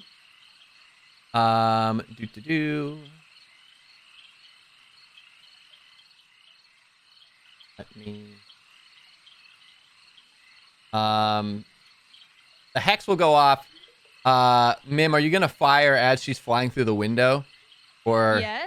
Okay, go ahead and roll the hit then. Okay, I did roll the hit already. Wait, can I keep that? It was Yes. 28. Okay. And then damage. So with the arrow is 9. I'm not moving, so it had advantage. So doing this attack damage. Got it. Okay. Cool. So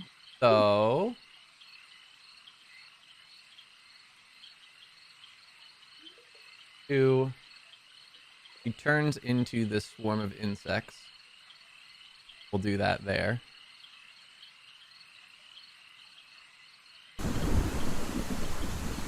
And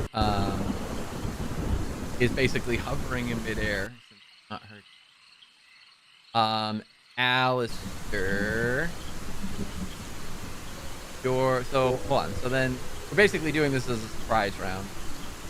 They get the knock, you get the fire, and then that puts Mim at top of the order. Oh, hell yeah. But she's like a swarm of insects, you said? She's a swarm of insects. I see her. Okay. What, can I still shoot another arrow like that at a swarm of insects, or? You can. Okay. Sorry, I accidentally lost my arrows again. Where? Ugh. There we go. There we go.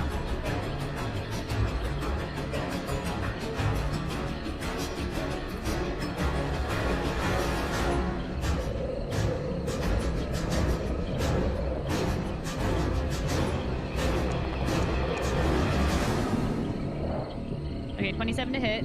Uh-huh. And I'm not gonna move again. 6 damage.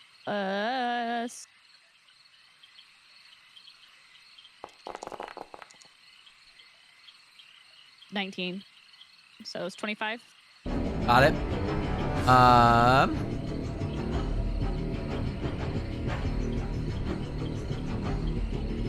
So you manage to do a decent chunk of damage. A bunch of bugs get speared by this arrow flying through, and they start to buzz and whir in different directions. That will be my. At which point it turns into Alistair's turn. Okay.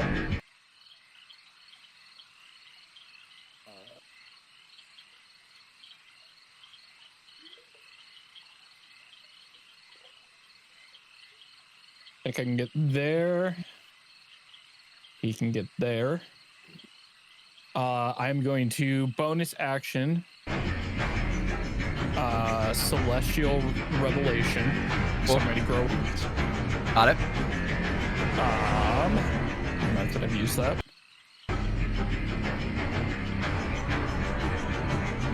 And for action, I'm going to use Radiant Blast twice. Got it.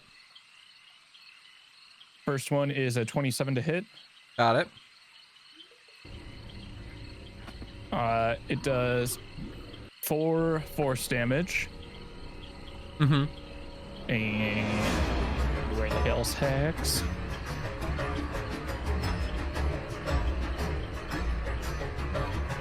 And 4 necrotic.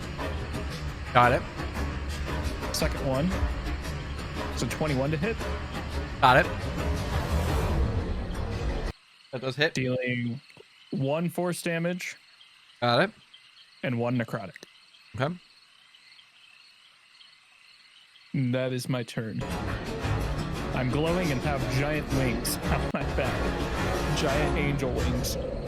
At which point the swarm is going to fly under and around the hut over to the skull. And it is going to transform Oh god. back into the woman. And the skull Oh god. is going to take flight. It's just like a flying, levitating, like skull. Yes, she is now in it. Great. Ooh, okay. That worked. Yes, it did. All right, cool.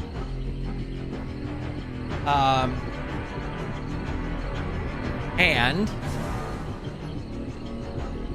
she is going to yell out, "No one threatens my baby!" At which point, whoosh, whoosh, the roots of the hut rip from the ground, and the hut rises another 5 feet off the ground. Kirik, you are on shaky ground as the hut stands within its position, and enters into initiative order.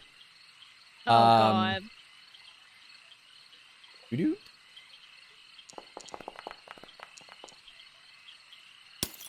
She is going to point a finger through the window and say, "You insolent fool," and cast. I need a... Is he...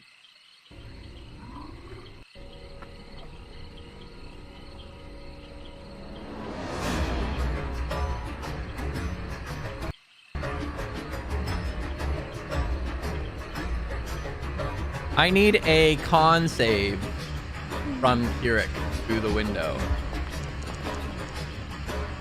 22. Right. Solid save. Thank God.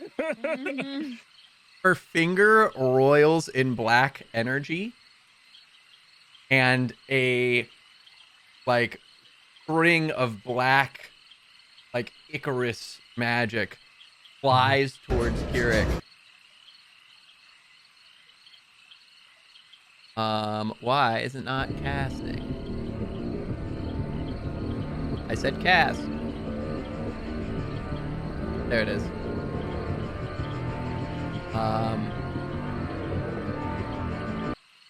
He casts Finger of Death because she is mad. So it's gonna be half damage because you did save. So that is 30 necrotic. Halved or already or oh wow. That is halved. So this energy roils through the window and slams into Kirik, and you feel this this enervating, like painful essence ripped from you as the energy takes hold. 30 points of damage, and she cackles as she begins to fly in this skull.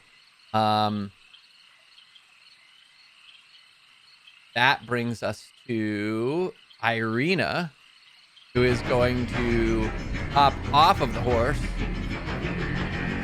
and bolt over this way before leveling her longbow and attempting to hit.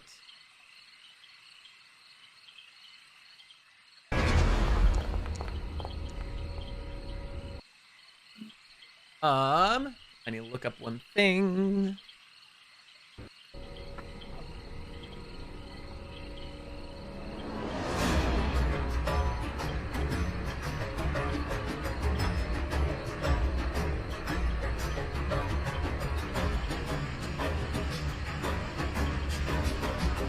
Got it.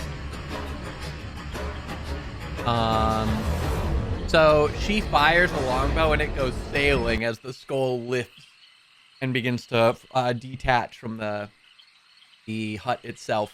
Her arrow goes long, which brings us to Andar. I will move over.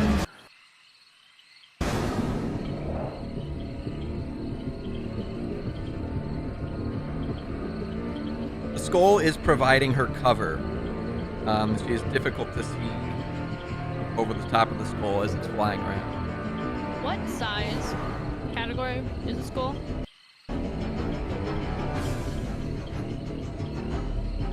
That's a good question.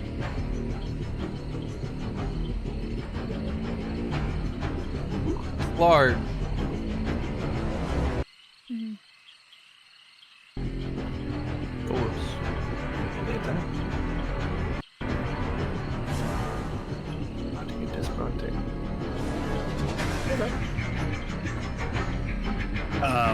So let's say that the area surrounding that hut was to become very on fire. How would that affect the people inside it?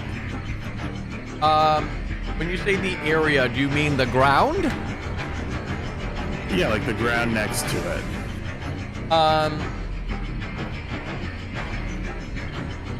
Like how Roll much me- protection would that provide the people within? Roll me a perception check real quick. All right.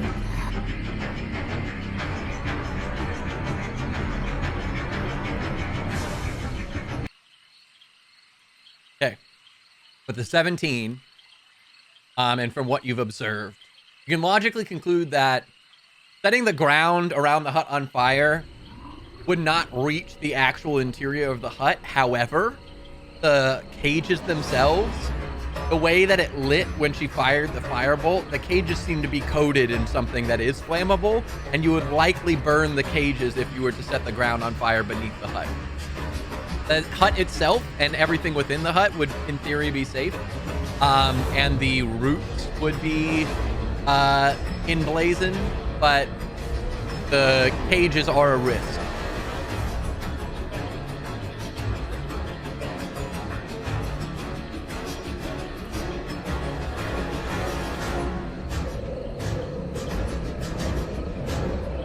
There are 3 cages with ravens in it left.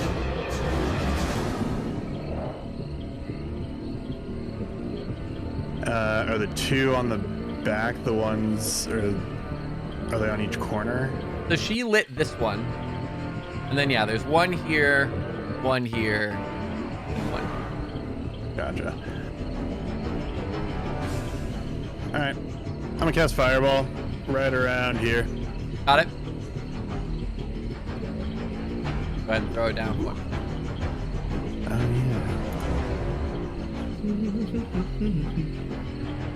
And you're aiming at her? Yeah, I'm trying to not hit the hut. I will say, just so a heads up, she is hanging off of the hut about 15 feet up. So... That's alright, that should still... Cool. It is a 20-foot radius sphere, so the blast will still, in theory, hit her. Yeah, we'll do that right there. Cool. And then... So... She would have disadvantage on the saving throw because of Hex. Because of the skull, she gets advantage. It is checks, not saving throws, so she gets advantage. Oh, she does get advantage. Okay. Yeah. Got it. Then it is still at advantage. If it succeeds on a d20 roll, I'm going to do silvery barbs. Hold on. We don't know if it succeeded yet. Okay, that's what I'm saying. I was just letting you know, because sometimes I've tried to do those too late. I appreciate you mentioning it. Yeah. So she rolled a 16, or an 18, I'm sorry, which does pass. So do you want to silvery barbs it? Yeah. Okay, so then she needs to roll another one, not at advantage. Just replacing the one roll.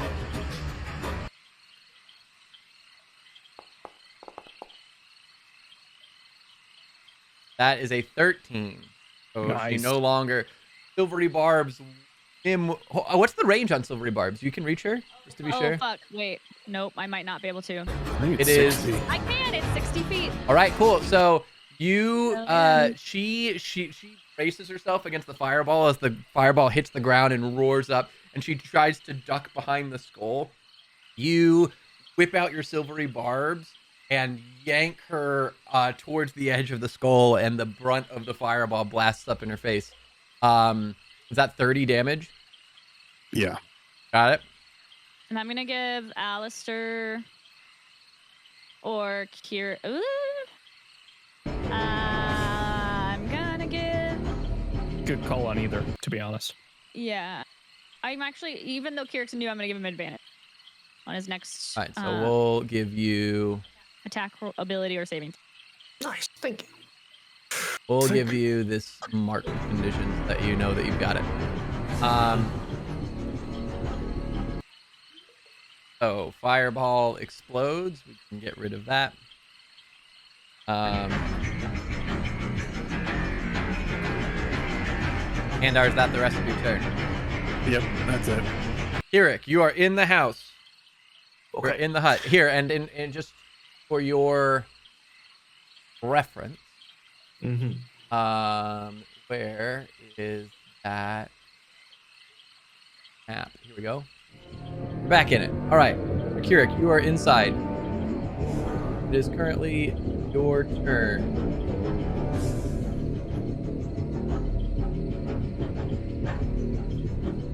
He's going to shout out to Lysaga. I believe you left something unguarded in here. Okay. Did she respond? Don't touch my baby! And but it is not her turn. So I'm just curious. I think he is going to. Well, the first thing he should do is he's going to cast Cure Wounds on himself. okay. Because that hurt a lot. Yes, it did. I'll take it. Wow, I did not roll very well, but whatever. And then can he see Mim? You should be able to. Okay. He's in that same window and Mim's in that same tree. Cool. All right. He'll turn around and say, I think you should have a clear shot. And will use his ability, Knight of the Crown, commanding rally. As a bonus action, you command one ally within 30 feet of yourself to attack. If you hit, you also roll the d8 extra damage. And because it's not on your turn, theoretically you should get sneak attack again if you can apply sneak attack. Wait, so you said it's 1d8 if I hit? Extra damage, yes. You Yeah. should be able to attack again.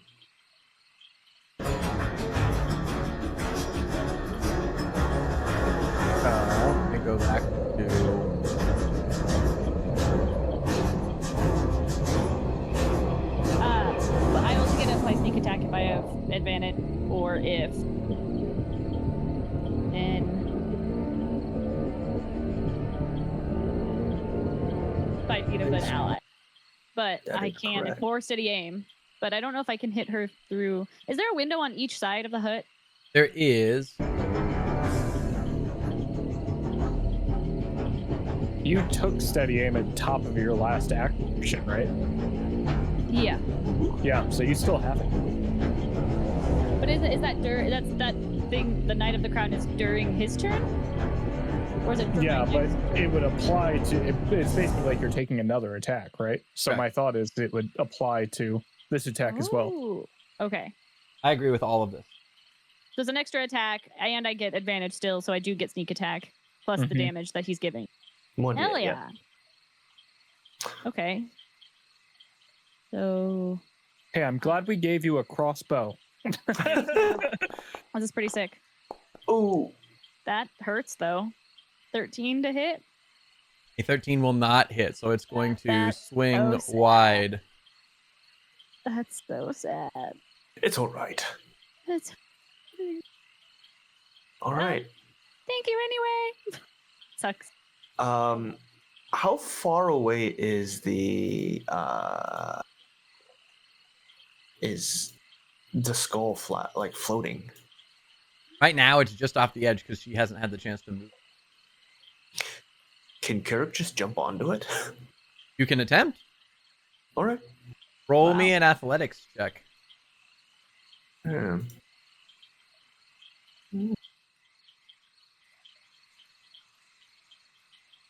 Don't muck this up, Carrick.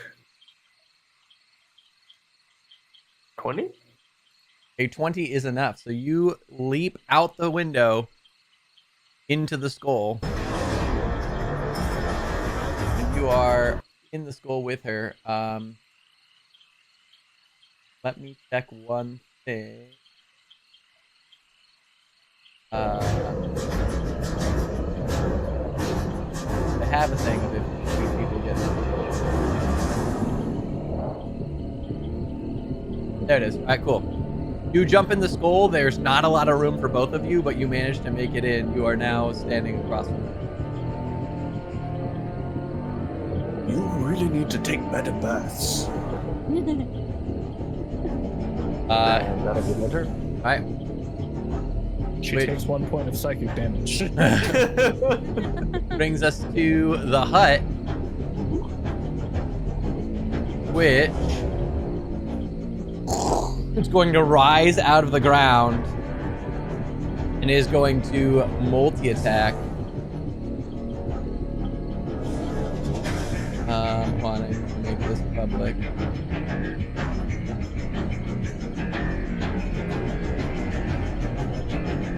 and it is going to lash out at everyone with it, the three closest people to it. So 1 for Irina. Whoa, that's a crazy reach. Dang. I mean, it is a giant tree, I guess. Huh? That is going to hit for 32 damage as this root sinks into the ground and pops up in front of Irina and slams down upon her. I'd say temporary health. Then I'll take 26 of that. all right. So she only takes 6. It is going to throw one in the direction of Alistair.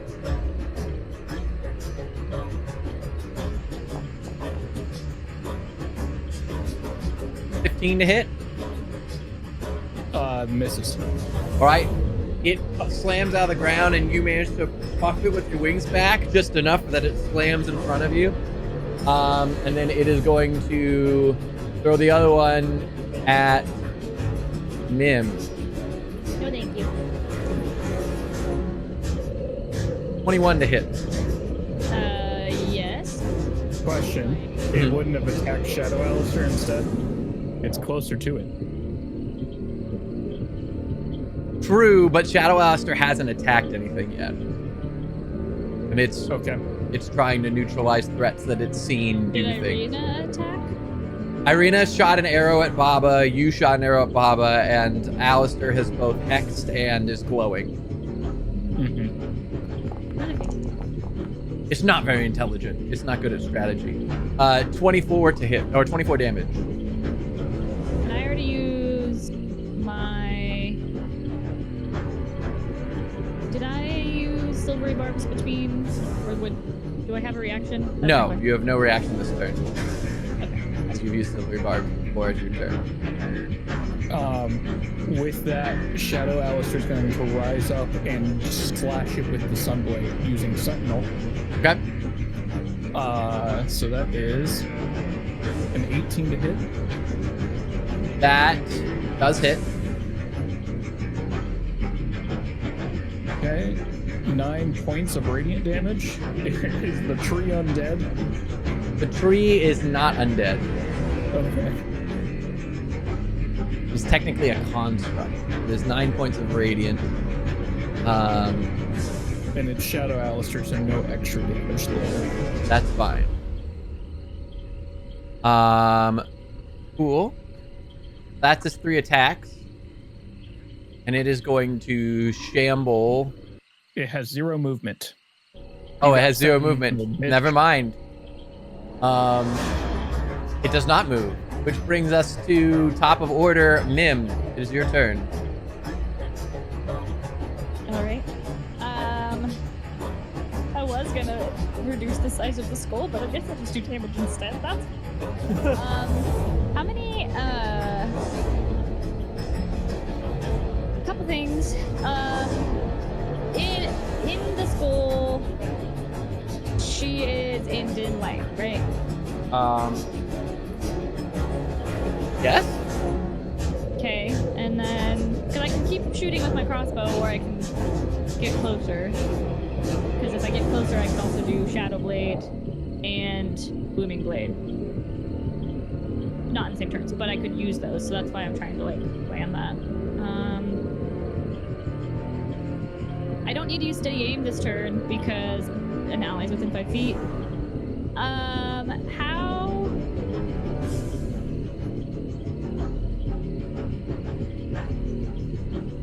I want to go into the hut. Right. If I could move.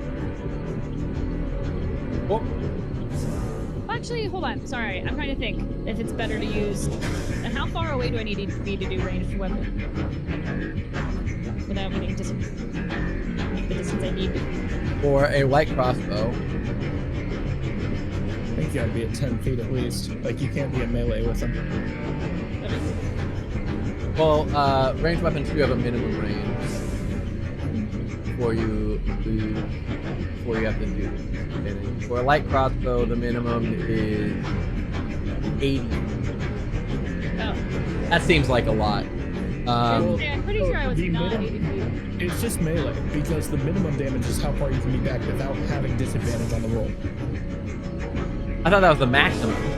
No, so that's why like I had the gun shooter feat is because I could be. Oh in right, if melee it's and within attack 80, you full. don't have disadvantage. But if you do, you can do disadvantage up to 320. Oh, Yeah. You're okay, correct. That makes sense. Like I said, I'm rusty. Thank you for keeping me honest. No problem. Yeah, you're fine there. But real quick, while you hop into the hut, The hut. Yeah. there it is.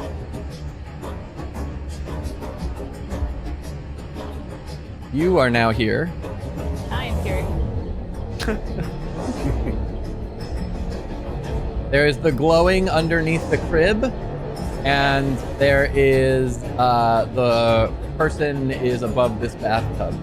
This is the door. They seem alive? Because since you said freshly scabbed over when you described They're it. not moving, but they're bleeding.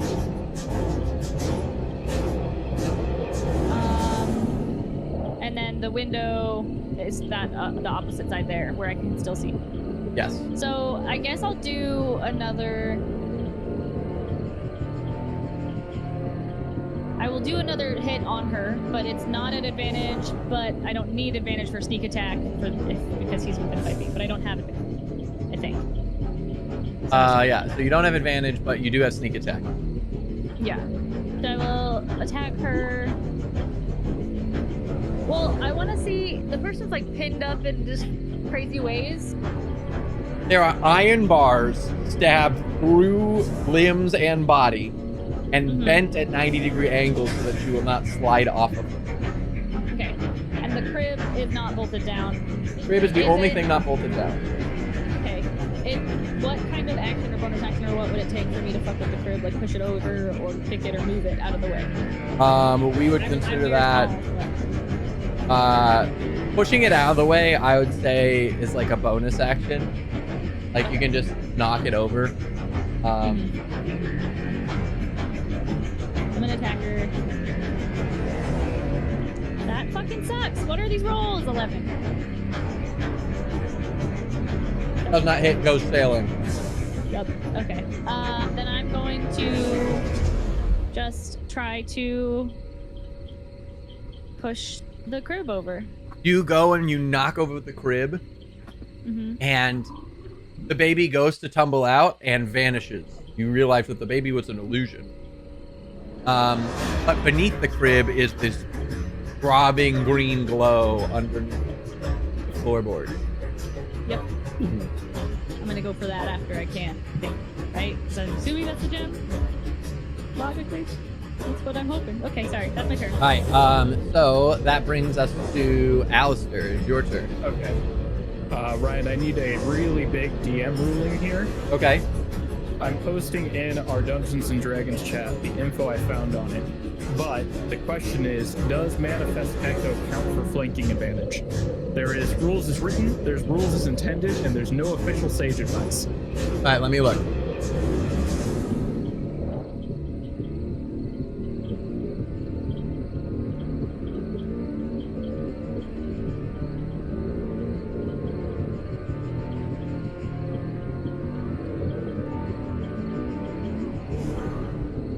I'm gonna meet you in the middle. It is flanking for you and only you because it is your echo. It is technically an object, but as an extension of you, it will count for flanking. And for terms of like sneak attack or other things, it will not count for flanking if there's not another person present. Only because logically you can communicate with it instantaneously, and therefore it would function as flanking for you. Got you. Okay. Heard. Let's do this. That also, I think, keeps it balanced a little bit Yeah. in terms of like, it's not wildly broken that you can just add flanking to somebody else whenever you want.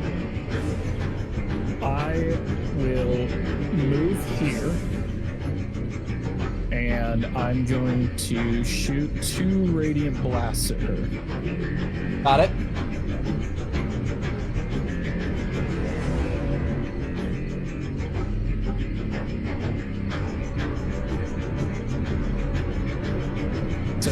25 to hit on the first one. Got it. That will hit. Okay, it does 1 force damage and 4 necrotic. Got it. Second one, 16 to hit. The 16 does not hit her, but it does hit the skull. Okay. So would it hit the skull in that instance? Yes. Okay. I was 1 force damage. to I know. the skull. I just had to move you off so I could actually click on the skull. Sorry. 1 force damage to the skull. Yeah, the skull is not hexed, so it doesn't receive the bonus. I'll apply my current bonus radiant damage to the skull when I notice I hit it, though. Got it. Which is? Let me do that. 4? Hold on. Let me double check that. I think it's 4 extra radiant. It is. And then I will bonus action re-manifest Shadow right behind her in the air. Okay. So he is now here. Oh, whoa. Sorry. I think we both moved it. We did. Cool. Actually, here was my intended. Got it. And that is my turn. Which brings us to Baba, who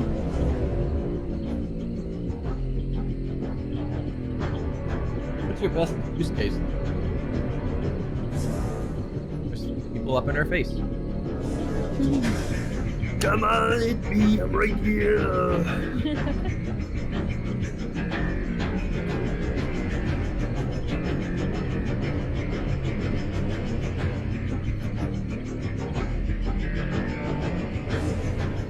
Have an idea. The question is it a good idea?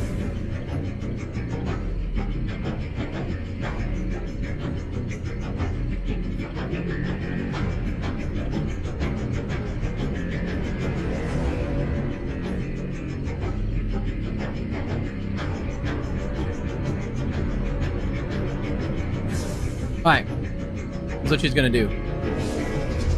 She is going to cast Power Word Stun on Kirik in front of her. Kirik is Okay. going to be stunned. At which point she is going to attempt to push Kirik out of the skull. When she casts stun, she's going to get a sentinel hit from Shadow Alistair. That's fine.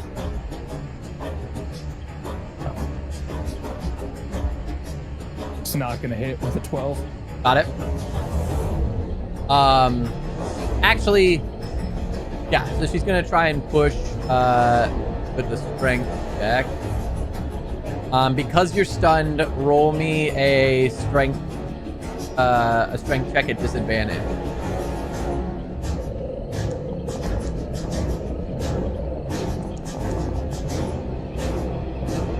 Oh my god, meets it, beats it. So you go falling out. You're gonna take 1d6 of fall damage just as you fall out of the skull. Okay. Because it's only 15 feet up, so it's not terrible of a length. And then she is going to have the skull move.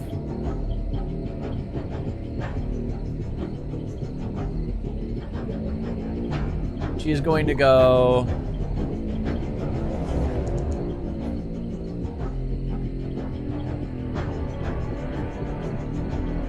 What is...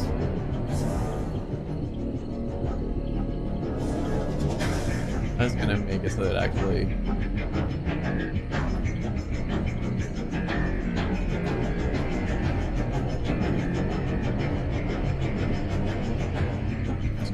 That should fix it.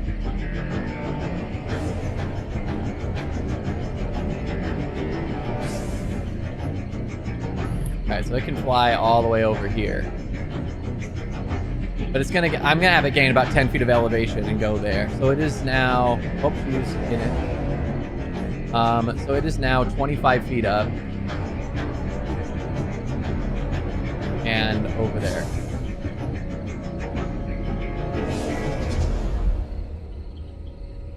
There we go. That's better. So that is her turn.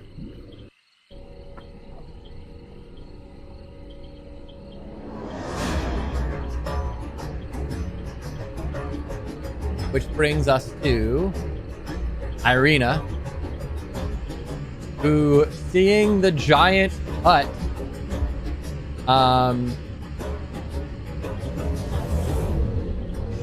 she's gonna call out, "Hut or witch?"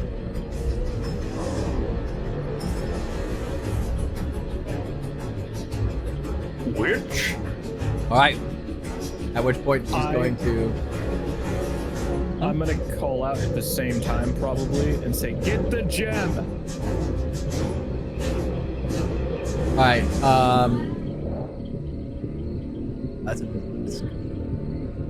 You're muted. Oh, sorry. Mim would say on it for the Got it. Well, but no one, it wouldn't be to any of you. Oh well, so you hear from inside the I you hear it. you hear from inside the hut. On it. And Irina kind of shakes her head, and she's gonna head over this. She's gonna try and stay away from the hut. Just like jump over the log and fire another.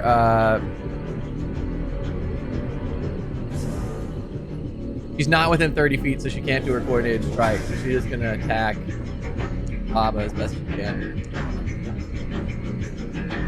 11's not gonna hit though; it goes sailing. Which brings it to Andar.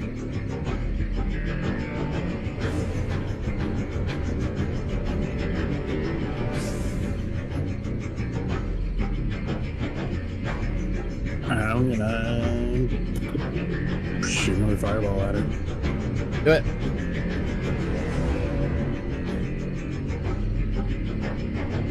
She needs a dex save. Yeah, dex save against a 17.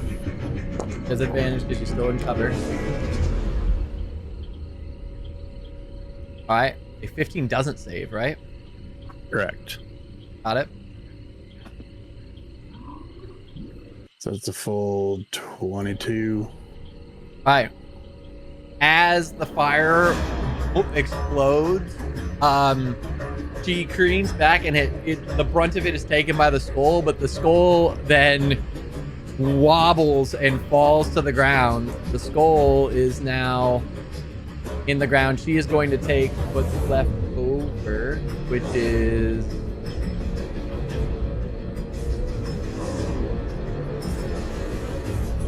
minus, and then add a d6 for the fall damage. Lucky you guys. He is no longer on the skull.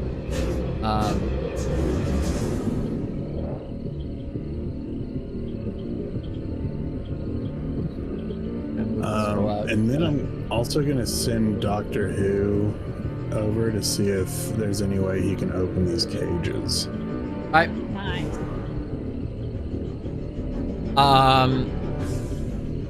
From a quick telepathic observation, they are locked. The locks could be breakable, but it will take a great deal of force. Otherwise, there's no visible way to open them.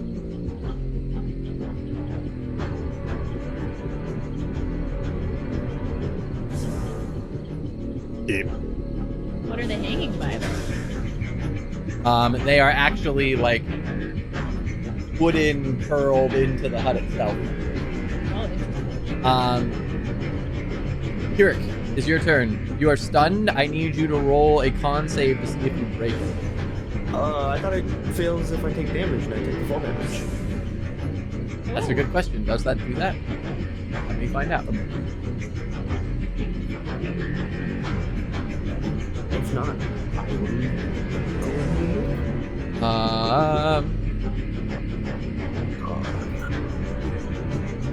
Stunned creature is incapacitated, can't move, and can speak only falteringly. The creature automatically fails. Oh, it automatically fails dex saving throws. Attacks have advantage. Let me see if there's anything in the spell that says it ends. Oh. All good. The stunned target must make a Constitution saving throw at the end of each of its turns. On a successful save, the stunning effect ends. Oh, okay. So I do believe you are still stunned, 24. but you are no longer stunned. So so you are prone. You are not stunned. Okay. But that is this turn. All right. I can communicate telepathically to my steed. Can I have the steed come and pick me up? Sure, we can get you not prone. Ish. Okay, now pro works. Alright.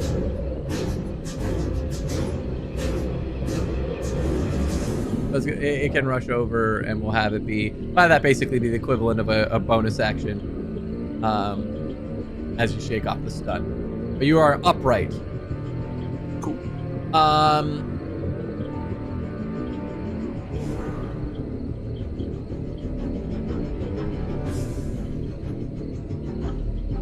Which brings us to the hut.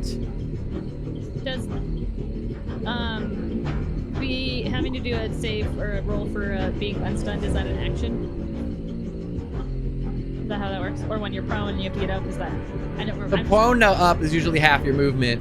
The stun takes your whole turn, but you roll at the end of your turn to see if you're no longer stunned. We're the steed thing, we're basically counting as a bonus action because the steed's separate, not stunned. Yeah, that's cool. So,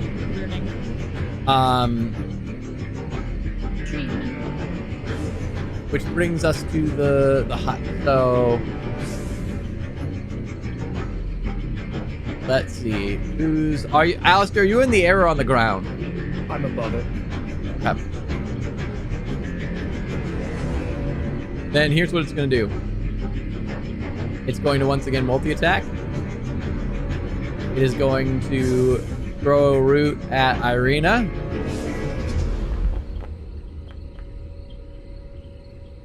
A 16 does not hit her. It's going to throw a root at Kirik. A 17 also does not hit. And then the last one, it's going to bring up a root and slam through the window going after Mim. It is going to be at disadvantage because Mim is so short. A 15. So a root comes up and slams through the window and sweeps through the whole hut and literally grazes above your head. Glass and wood goes shattering. Well, I guess there wasn't glass, but wood goes shattering and splinters fly as the root curls back out the window. It is then going to shamble. I burned my reaction. I can't stop it. It's 30 feet, so it's going to shamble about here and try and guard its master. At which point it is once again Mim's turn. Mim, you are in the hut. Yep. I'm gonna go try and get the gem. So whatever I have to do that. Right. Oh, there's a floorboard in the way. Mm-hmm. You can either try and rip it up or you can smash it.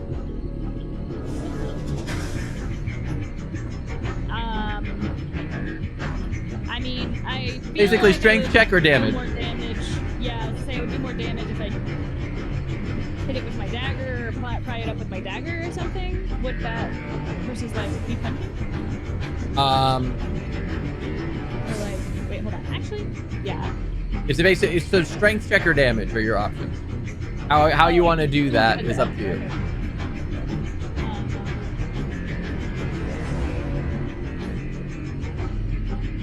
You would not be able to sneak attack the board. Yeah, so that makes sense. Damage for what? Like, what would I roll? Damaging ability, a spell, a weapon attack.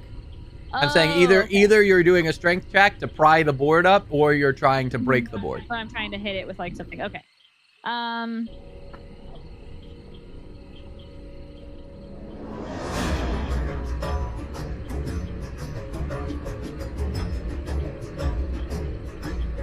Feature.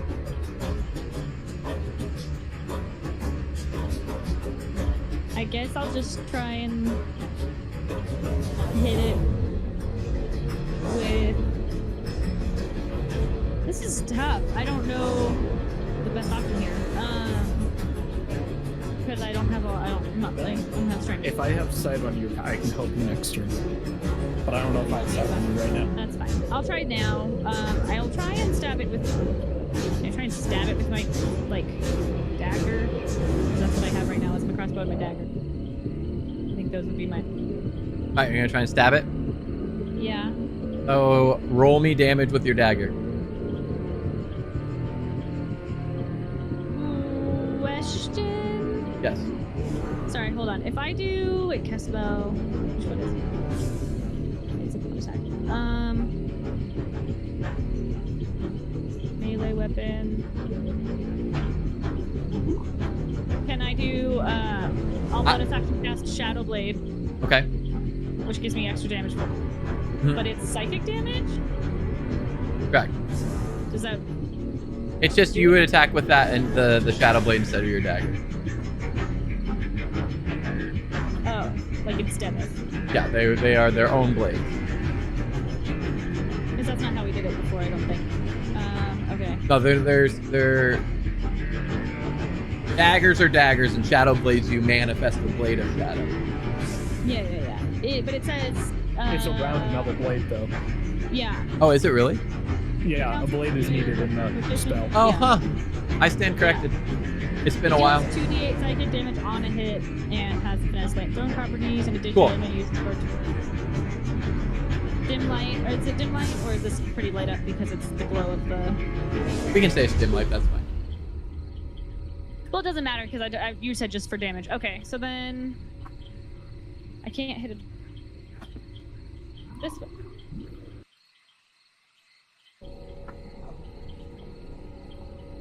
Also, I'm going to point out, though, is you weave together threads of shadow to create a sword. But it's... So they're essentially, they're blades of shadow. They're not around a weapon. We've done it around the sun sword before, though. Well, Yeah. no, we just had it that when she utilizes it, she can... We colored it that she was casting Shadow Blade into the hilt, essentially. I guess it's But that was just a color thing. We've also done my sneak attack with it, though. Correct, because you can do that. It's finesse, light, and, like... Yeah. Because so then even for this, I would get, because it's dim light, I would get advantage because it gives me sneak attack if I use it. If I just use my regular dagger, it doesn't. Well, you can't sneak attack a board, but you would get the bonus damage from Shadow Blade. I would recommend using it. You get 2d8 instead of 1d whatever.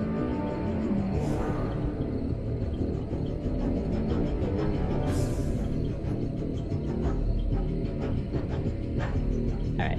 I was just double checking that you can't sneak attack a board. You're the DM, though. It's not sentient. You can't sneak up on it. I have one more question on that. Isn't the hut technically a creature?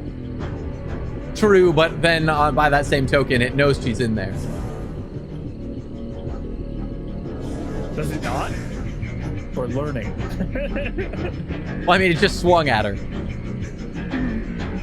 Oh, but So if it does, then technically it's a creature and she gets sneak attack. well, so Well, my sneak point attack is, doesn't mean sneak attack. I don't need to be stealth to even use sneak attack. I don't need to sneak to do sneak attack. If you need I have advantage. But if it's you said it was in dim light. If I have Shadow Blade, I have advantage.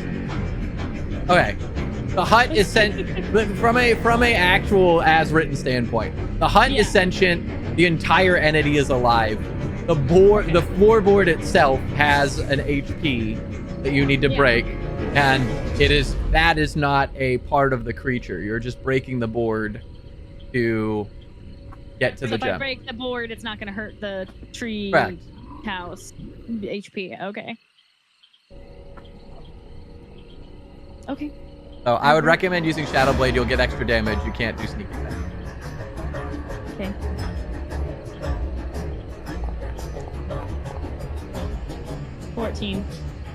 I'm just pretty weak.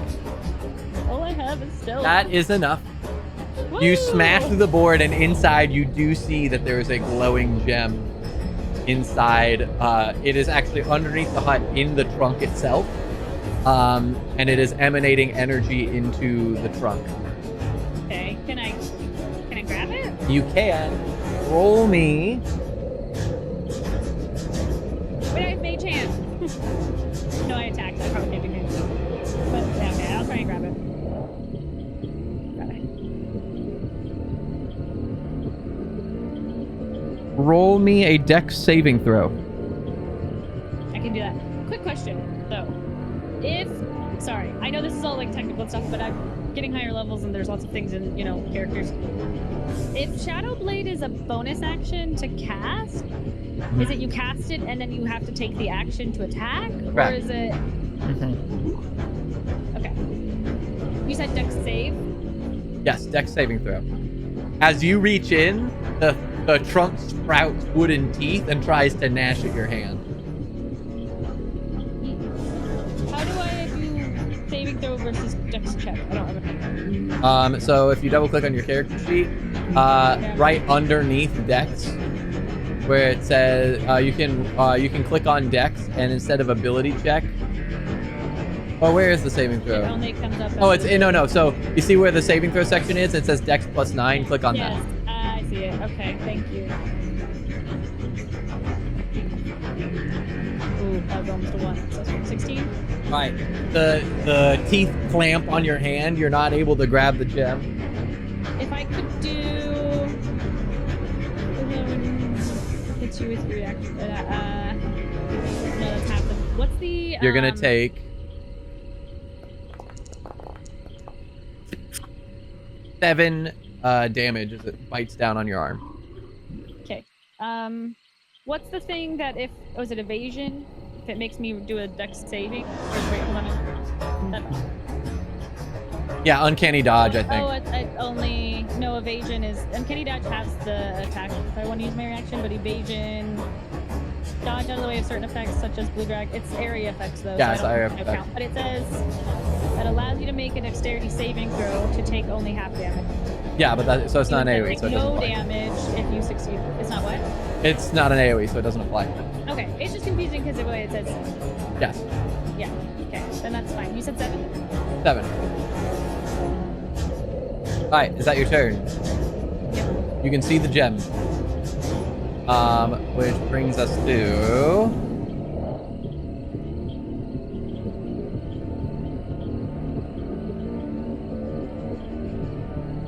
Alistair. Could I see that she got the floorboard open? Because if not, I should act in character. That's how I was planning to help. The hut moved away, so you have lost sight of her. Okay. So then Shadow Alistair's going to fly in. Cool. And he's going to take out Treebane. Okay. And upon seeing that the floor is now open, he is going to try and use Treebane to get that gem out of there. Okay.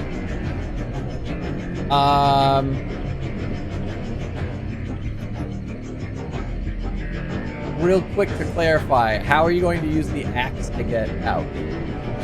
He'd probably try and use it as a pry bar, because his intelligence is like mine and not very high. Okay. So you're going to stick the axe in and try and use it. So have him roll a dex save at advantage, because you're basically just trying to work around the teeth. You're just trying to block them, essentially. Mm-hmm. Oh, he crit for a 24. All right. He manages to yank out the gem, and the hut goes still. At which point, he uses Treebane, so he's going to instantly poof out of existence with Treebane there and the gem on the ground because he took damage. So there you go, man. The gem's in front of you. Gemstone! Woohoo! And I will move here. Wait, 5, 10, 15, 30. I'll move here and lob 2 radiant blasts at her. Are you flying down? Because right now you said you're above the hut and she's basically underneath it. So you'd have to get like... Oh, she fell. She's on the ground. Because the skull went down. Interesting. Instead of doing that, I'll use my action to dash and just be above her. Cool. Up top. And then I won't need to burn one of his Unleash Incarnations. So yeah, I'll just do that. Got it. Which brings us to Baba.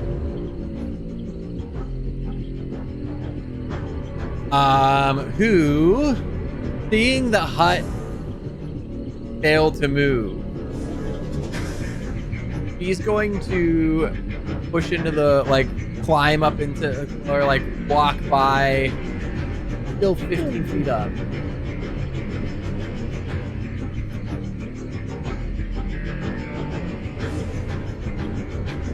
Did you want me to make a concentration? What's this concentration thing? I don't know what that is, and I'm not sure how you got it. I was actually Okay, looking at that. I don't know. Did you take damage? Yeah, but before, what am I concentrating on? Oh, it's Shadow Blade. Oh no, it was Shadow. It was Shadow Blade. Okay. I'm so happy. Yes.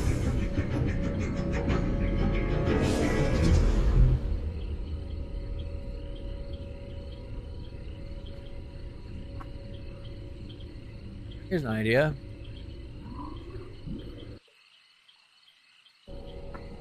He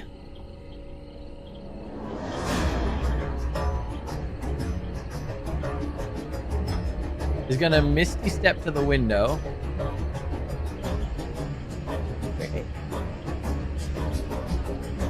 Well, actually, just honestly straight into the hut.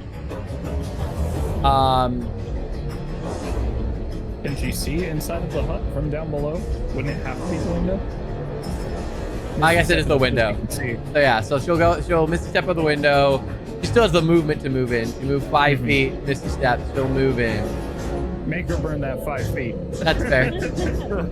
In fact, it's probably gonna be like 10 feet. Let's take a look, see. It's a tiny hut. It'd probably be 5. Yeah, it's pretty. It would be like 5 feet. It's 5, 10. But she's gonna get inside and she's gonna grab the gem. She's not gonna be able to stuff it in the same turn. Also, let me just grab her so I can put her where she is. Boop. She's gonna grab the gem. And then she is going to, for her action, cast Crown of Madness on Mim. Oh, fuck. What do you So, That's problematic, honestly. you need a Wisdom saving throw. Great. I don't think I'm very wise. Let's see. Hope I'm not. How far away am I from that hut? Let's find out. You are... Whoop. 75 feet from the center of the hut and from Mim. Fortunate.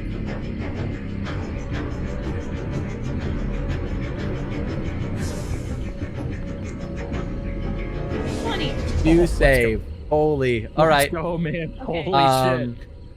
Ooh. She casts an incantation, and you watch as these thorns start to appear on your forehead, and Oh, you God. push off of her, and she stumbles slightly, and the concentration breaks. She is unable to get it off, Okey-dokey. and the spell is wasted.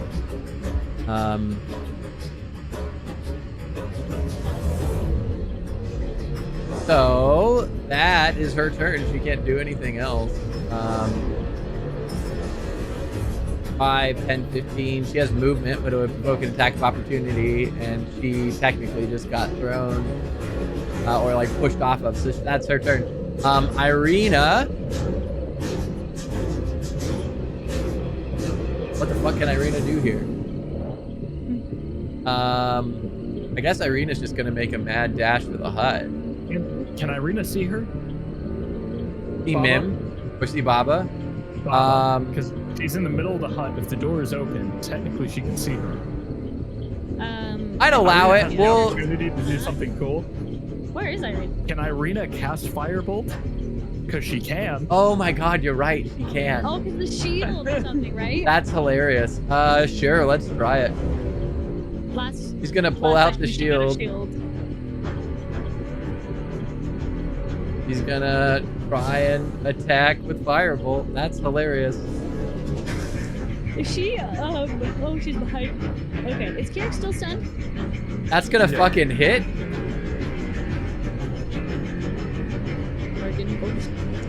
That's kind of poetic. That's fucking cool. Let's go, Irina. That's hilarious. So that's gonna be 4 fire damage to Baba. And then she's gonna book for the hut. And she's gonna use her cunning action to get a little bit of space. She's gonna use her cunning action to dash. So she'll be able to make it to the base with 40 feet, and then she's gonna be able to make it 10 foot up the branches for the climb. Which brings us to Andar. I'm just gonna like move and then bonus action move again. Alright. Or not bonus action. Yeah, action, move action again. dash. Kirik, it's your turn. All right. He's gonna spend 5 feet of movement to mount his trusty steed, and then have it move over to the edge of the hut. Climb onto the hut.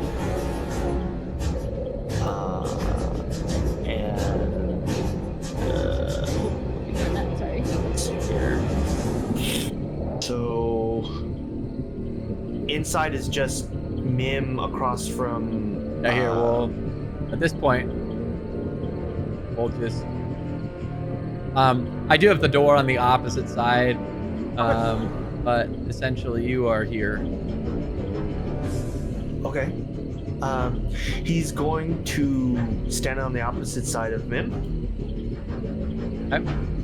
And we'll say, I think it's time for a little bit of payback, don't you? and he's going to use his bonus action to commanding strike again from him if you want to hit her with advantage. You've got Shadow Blade at advantage with his attack in hand. And flanks too. Hell yeah. Okay. And another D8 as well. Yeah. Cool. Question. Yes. I don't know. I don't want to be too much, but booming blade. Does that have to be on my turn, or can I use that with this? Technically, that needs to be on your turn. Okay, that's fine. All right, so it's this. You're gonna do plenty of damage. This. You say that. This. Well, unless I miss again with advantage though. This time. Yeah. I don't miss. 24. No damage. Okay. 2 damage plus D8. You said. Mm-hmm. Yeah. So D8 is this one plus this one. 36. How do you want to do this? Okay. I specifically. Okay. So wait. What did you say, Kirik, before I did it? I think it's time for a little payback, don't you? Oh yeah. Super agree. And I'm gonna go in with my little dagger, and I'm gonna slice her hand off first. Okay. Can I do that? The one that's she's holding the gem, right? Yeah. I'm gonna slice into her hand, and then I'm gonna slice. I'm gonna slice like in, and then up her arm, and then can I do like that across her neck? Yeah. So basically, he flanks and does his command. You daggers flare in both hands, and with one swipe, you swipe her wrist off, and with the other, you hit the base of the nub of her wrist, and slash all the way up her arm and use your wings to boost through her neck. And a sling of blood slings across the cabin. And she gargles and looks at the stump of her hand as blood begins to spurt from it, and then stumbles and falls. Jerk holds up his hand for a high five. Babe's gonna. Wait, put blood on her. Freeze frame. All right. Also, we'll pretend like I have 2 daggers because I technically only have 1 dagger, right? I mean, we've always, I think we've colored Shadowblade that you get 2 before just because it's fun. Like, it's Cool. you have Shadow Daggers. The Cool. damage is the same. Color is cool. Cool. I just want to be fair. Okay. Hell yeah. All right. All right. No one died. No one died. Well, a lot of the ravens did, but That's sometimes sacrifices need to be made. Andor, I Is think it's Alistair- clear. Okay, as I say, is Okay, Alistair. I'll go to the widescreen. So you guys I'll- can see. Well, I'll swoop down and get Andor so we can all go to the hub. And I'll pick up the gem. I don't really know. I don't want to carry it. I really want to carry it, but I'll pick it up and have it. I'll have everyone get up to the hut, and then we'll head into the cabin and be nice and cozy. Yeah, let me The just. ravens haven't been freed yet, right? They're Correct. still in their cages? There's 3 cages still. I do have it mirrored because essentially the door's on the other side, right? So it's gonna look like different angles than where everybody actual placement on the main map, but in our Also, when we get in there, I'll pick back up Tree Band and clip it back to my waist. Andar's definitely not going inside that gross place. all right. Well, so then you're on the floor outside. Chest. So this is the inside of the hut. The crib is tossed There's to a the person floor, and there. there's no baby in it. There's a ripped up floorboard. There is a tub full of blood, and a woman pinned to the ceiling above it, and there is in fact a chest. Yes. I'm gonna toss the gem to Alistair. Hold on to that for now. I'm gonna fly up toward the ceiling where that person. See if If you can what? see if they're alive. Cause like Roll me a perception check.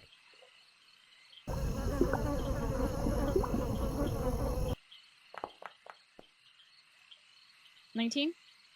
They do appear to still be breathing. Guys, I think that they're breathing. Do we recognize this person? Do I? Their whole body is wrapped except for their neck. And at this point, you do notice that the neck, previously bleeding, has scabbed.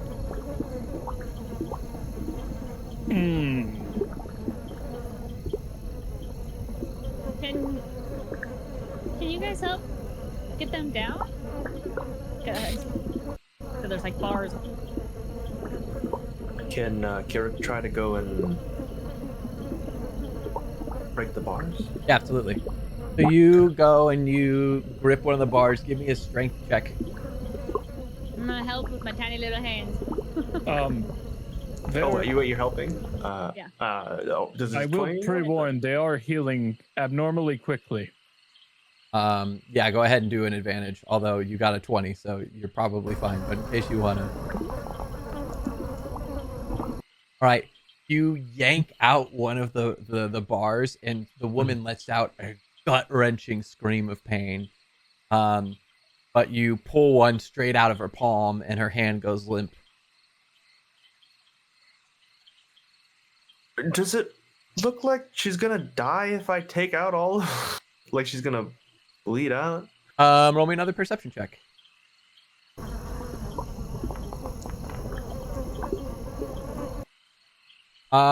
So to Alistair's point, You definitely saw an open wound in her neck when you were in here a few minutes ago, and now that wound is scabbed over. Her hand is bleeding from where you pulled the pole out, and it was clearly painful. But the fact that this person, being thing, is breathing with multiple pulls, and the amount of just a brief glimpse at her neck, the amount and depth of the scars, this person has been here a very long time. Can I... Jesus. Can I go up and pull down their gums and look for fangs? Yes. I would like to do when that. you do so, their whole face is covered. You have to basically part the rags, and you see normal, dry, cracked lips. And you peel back the lip. It does not offer resistance, and you see normal teeth. With that, I take the rags the rest of the way off. Who are we looking at? You see you basically peel what you can of these rags. They're crusty and wet pasted. It is not easy to get off, but you manage to basically peel these off. And what you see is a woman with her eyes wide and like kind of rolled back in her head, splitting different directions, with long black hair that tumbles out of the rags as you pull them off. But she appears to just be a very pale woman with dark hair. Does she's not alarmed that I'm pulling all of this off her? She's barely conscious. She cannot. Okay. Against Alistair's better judgment, if I don't see fangs, I'm gonna pour all of my healing into her. I'm gonna point out, if you pour your healing into her right now, she's going to heal into the bars holding her to the ceiling. But also she might die. Okay, so let's do... Right after. I'll throw out there, if she hasn't died from her having her throat slit and these bars in the roof, taking the bars out is going to be painful, but she's not going to die. Basically what I'll throw out there. Okay. With that, let's get her down and then I can heal her. So you guys slowly and painfully pull bar by bar out of this woman, and with every bar she screams and her whole body wrenches, and she's clearly fading in and out of consciousness. This is an ordeal. And in total, long notes.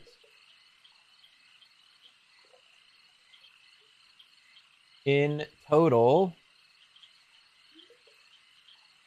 there are 13 iron rods that you have to pull from this woman before she literally is hanging by the last few. And upon the removal of the last ones, I presume Kirik, you're probably holding her as the biggest one. She just collapses into Kirik's arms, and she's breathing. And by the time that you've gotten the 13th bar out, the hole in her hand has already sealed. It's still scabbed, and it is scarred, but it is no longer an open wound.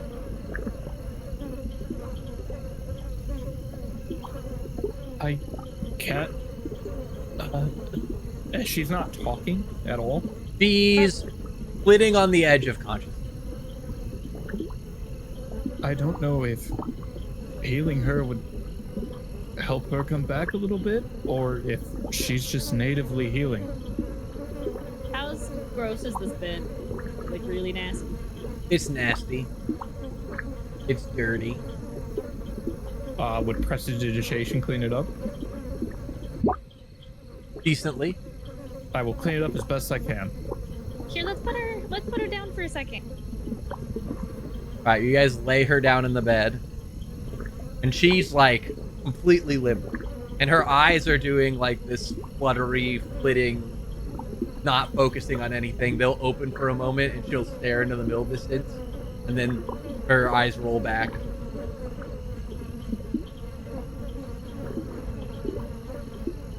She's incredibly pale. Eric, do we heal this person? Well, I can take a crack at it. He'll just roll up his sleeves, and I think the first thing that he'll do is he'll lay on hands. He's gonna do 10 points, but those points will not be for healing. Those points will be to neutralize any poison or any disease that she's suffering. Okay.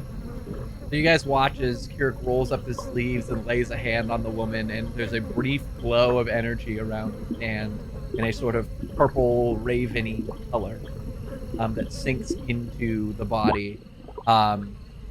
She is still flitty, but she's just lying flat on the bed.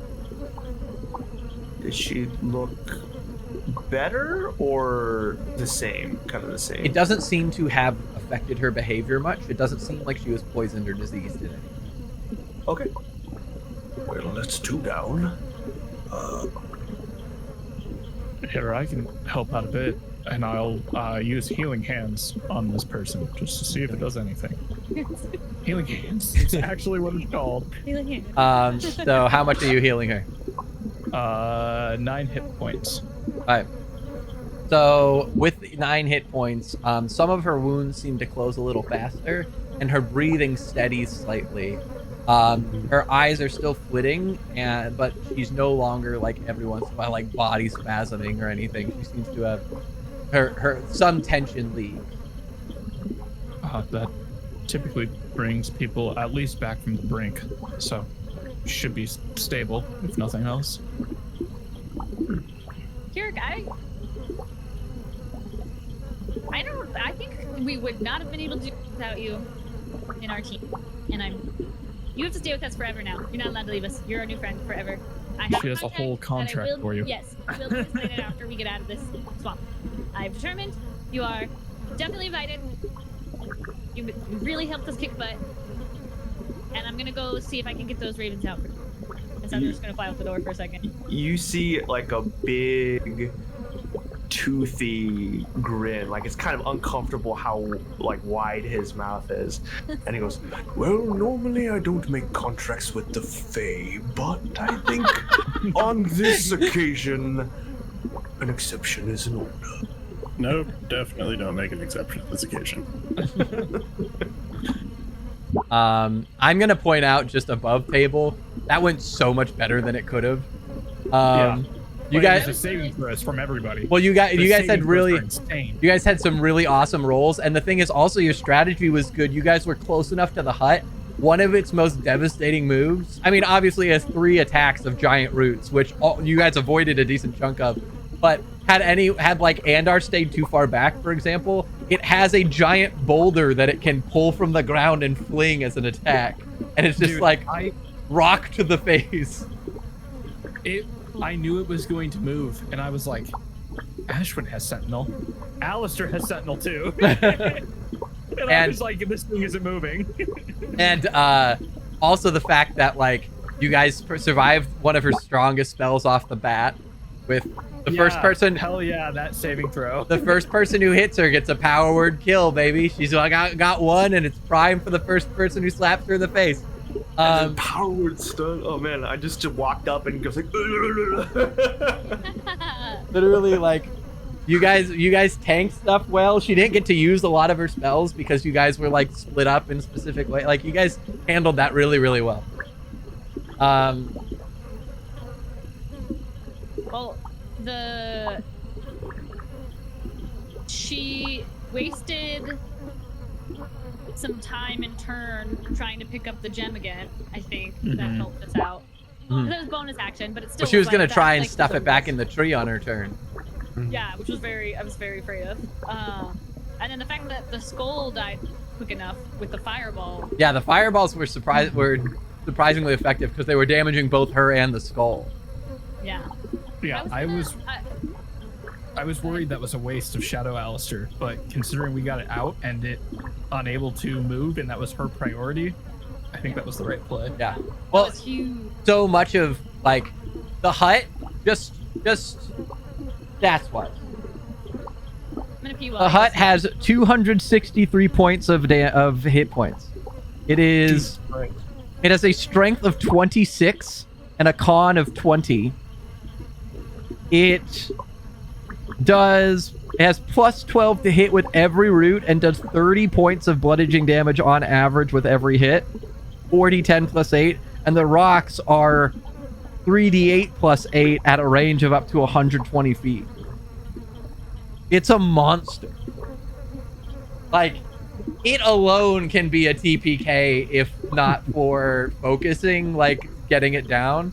And her plus the hut is a devastating combo. But you guys managed to keep her so busy early and managed to pull off a decent surprise round that she didn't have the hut's defenses up yet. You guys got a decent chunk of health on her before she could do anything. It was very well executed.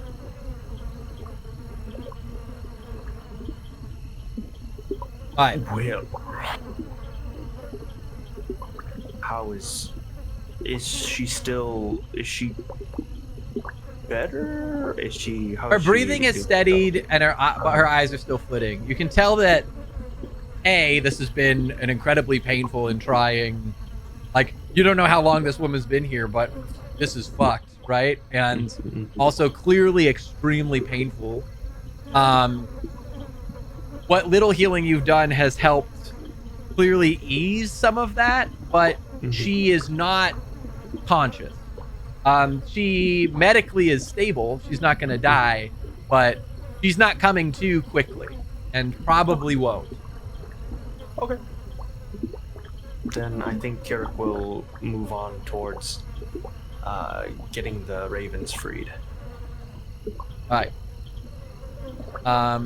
So, Mim, you can see there's one here. What one? That's the one that burned. Oh, then yeah, I would have went to the one. Sorry. And I would have probably just tried to hit the block with the dagger, I guess. So you can either strength check it or you can dex check it to try and pick it. Oh, I would dex.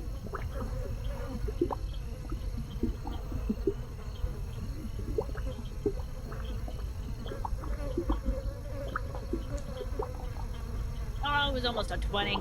13? A 13 is not enough. Ah. All right, so they're gonna work on the cages. Is this here? Yes, that chest is there. Can I move to open it? And, real quick, roll me an investigation check. Yes. And ours below the hut? Or is he on like the 17. porch? No, he's standing on the ground outside. As you reach for it with a 17, you notice that there is a arcane symbol carved on the lid, and you recognize that that is a glyph of warding. Ah.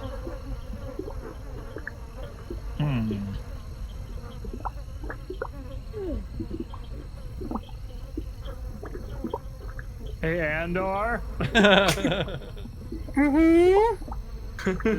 a glyph of warding in here, and as much as I could tank a blow right now, it could be something really bad. Yeah, I would recommend not touching that. Would you mind coming up here? Oh. He grumbles, and then... How high up is the door? 15 feet. Is there an elegant way to get up there? Misty step. She said. Misty step on up. You are poof right next to Irina.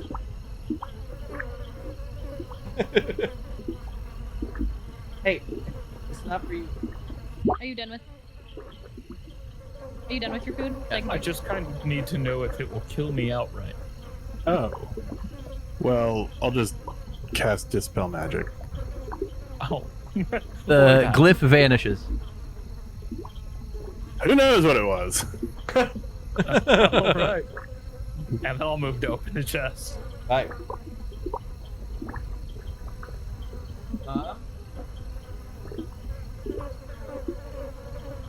As you open the chest,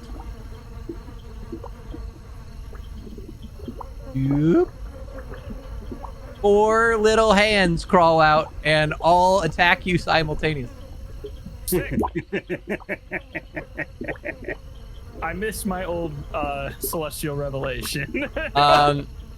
So they'll all get to attack at advantage because they're all surprise rounds. Little tiny crawling claws. A 22 to hit. Oh, that hits. They both rolled. Those both rolled 19. 10 to hit. That does not. 17 to hit. That does, because the shield's on my back. And 14 to hit. That does not hit. Okay, so you take damage from 2. Oh, that's... So 2 from one of them, Okay. and 5 from the other. These tickle a bit and are unpleasant. They basically, these hands crawl out and go... and just kind of slap at you. I'll have my ward take the 2. I'll just flick it over a little bit.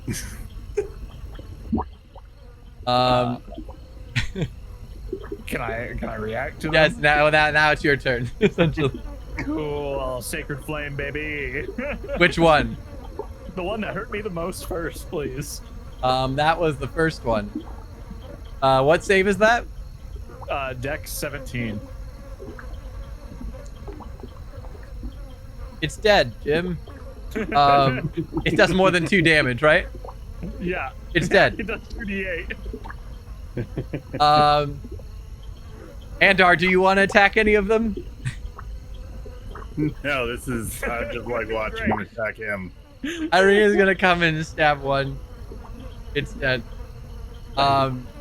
Which gives them another opportunity to Well, attack. can I shoot through the window? Am I You're invisible? busy. I know, but if I could, I would. Okay, fine. I was like, if I heard shit. This is. I mean, this is. To be fair, I Quick. didn't react very scared to it. And They're I was not- laughing, if that helps. Yeah, Yeah, exactly. that's true. Now I'm missing on the laughter. 21 from the first one, That fucking hits. and 6 from the second one. The first one does 3 damage. 3 damage. Cool. Never mind.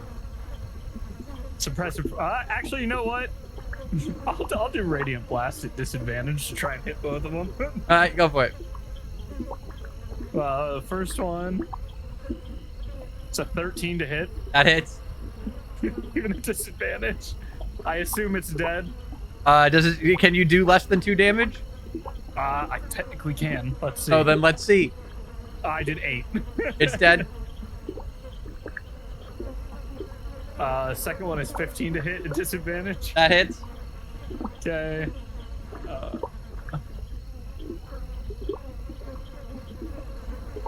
Does 4 force. It's dead. All right, Well, that's the hands are done. Ooh. Is there anything else in this chest? Was this worth it? Yes, you look into the chest and you find the following: 1,300 gold, Jesus. 5 gemstones, a vial of oil of sharpness, 2 spell scrolls, a pouch containing 10 plus 1 crossbow bolts, a Hold on. What was after oil of sharpness? I'm a little behind. 2 spell scrolls, Okay. a pouch containing 10 plus 1 crossbow bolts,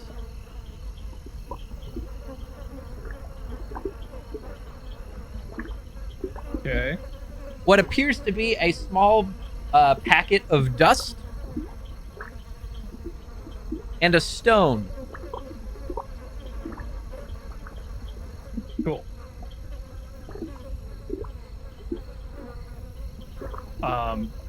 Andar, here you are. I want back whatever you don't use, and I'll hand you the 2 spell scrolls. Put all of that on the ground.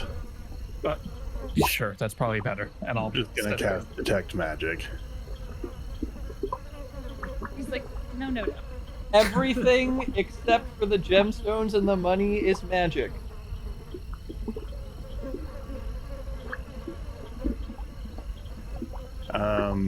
I want to cast Identify on this stone. Alright, so we've got about 10 minutes. As a ritual. We're gonna actually, you guys will have a little bit of time because he's probably gonna identify all of it, I imagine. I'm gonna identify. He's identifying.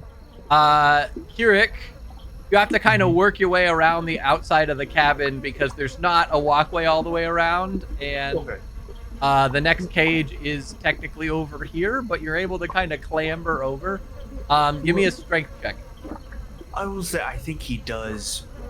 Well, okay, I guess he can start with the live one.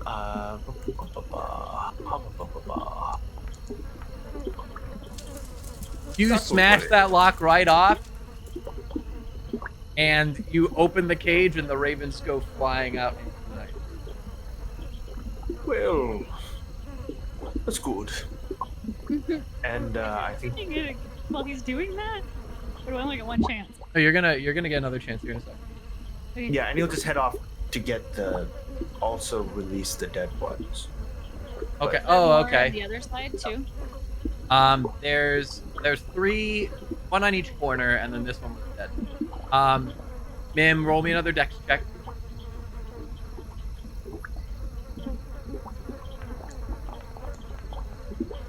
All right, with that, you're able to pick the lock, and these ones are free. They go flying out.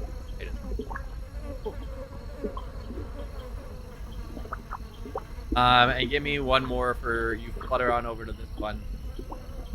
The one on that one. Yep.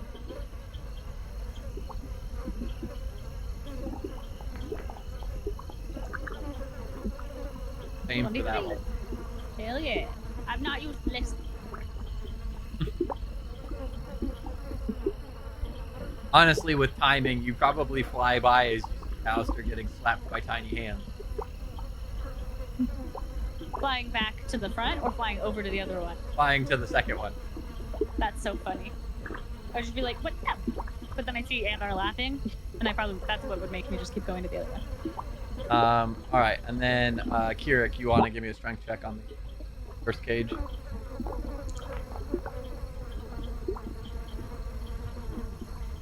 You crack the lock off, and you're able to swing it open, and there's a bunch of singed birds flying at the base of the cage.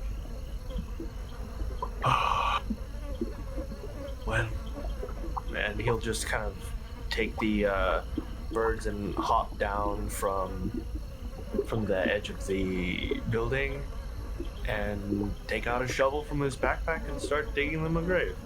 All right. Irina's gonna kind of just inspect the room while Andar's identifying. Alistair, is there anything that you wanted to do specifically? I'd probably watch over the person in the bed because we're not exactly sure if they're friend or foe when they wake up. So I'd be hesitant. I'd be on my guard. Fair enough. All right. Considering Kirik's digging a grave and Andar's identifying, you guys are gonna have a while. Is there anything that Mim, Alistair, or Irina would like to do? Well, that's all happening, or should we just fast forward a bit? Fast forward, probably good. I would probably just be helping Kirik, and then when he's done, I want to just use Druidcraft to bloom like one little flower. That's all I can do. Cool. All right. As far as the identification goes, so 2 spell scrolls are spell scrolls of Mass Cure Wounds and Revivify. Oh wow! Yes. Which I will pop into Andar's inventory.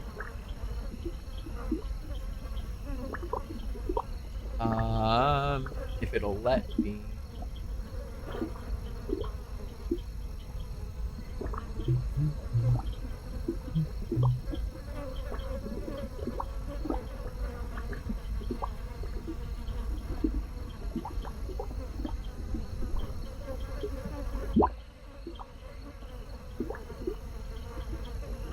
Does anyone offhand know what spell slot Revivify is? It's 4th, isn't it? Or am I crazy? Third is what Joseph said? 3.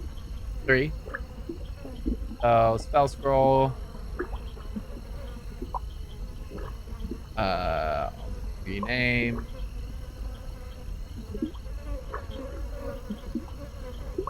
Revivify. It'd be nice if I spelled Revivify correctly. And then Mask Cure Wounds is 5th. I think believe. so. Yeah. That's a good.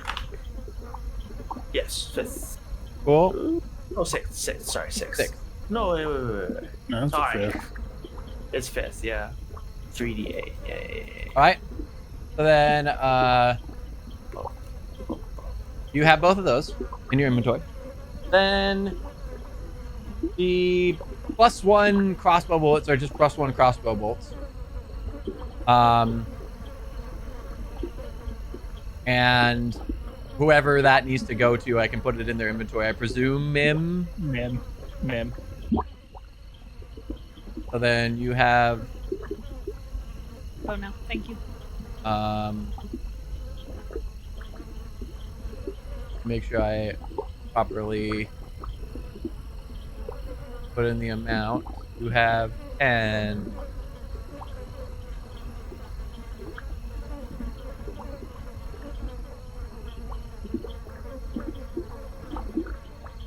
Cool. And then Oil of Sharpness, who's it going to?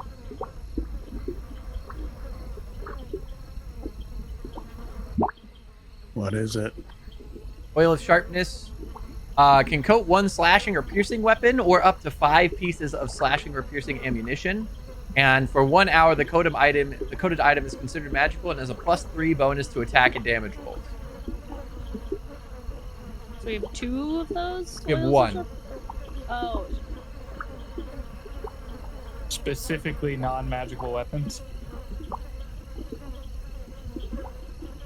Am I saying 1 that slashing correct? or piercing defense weapon. Does not say it has to be non-magical. It says I might take that if nobody attests to the sun sword. I would say it's either you or Kirik, probably, right? Go for I already it. got the other. Alright, I'll toss pick it in Alistair's for now. And then That's +3. So that's +3 when he rolls for to attack, and then also it's 3 extra damage on top of damages. Is that how that works? And it's the same attack for my- and damage. Yeah, Mhm. that's The my arrows, but with fun in my deck. crossbow bolts are +1. The oil is Yeah. plus. Yeah. I'm still not used to the +1 thing and the +3 those added on to weapons, and so That's okay. Don't Most think of it big, auto calculates. It's just whether or not you need to with the bolts will just specify if you're using. The Yeah. dust is a packet of dust of disappearance. And what the dust of disappearance does is when you use an action to throw the dust into the air, you and each creature and object within 10 feet of you become invisible for 2d4 minutes. The dust is consumed when it takes effect, and any creature affected by the dust is revealed if it attacks or casts a spell while it's... It's a cool fucking item.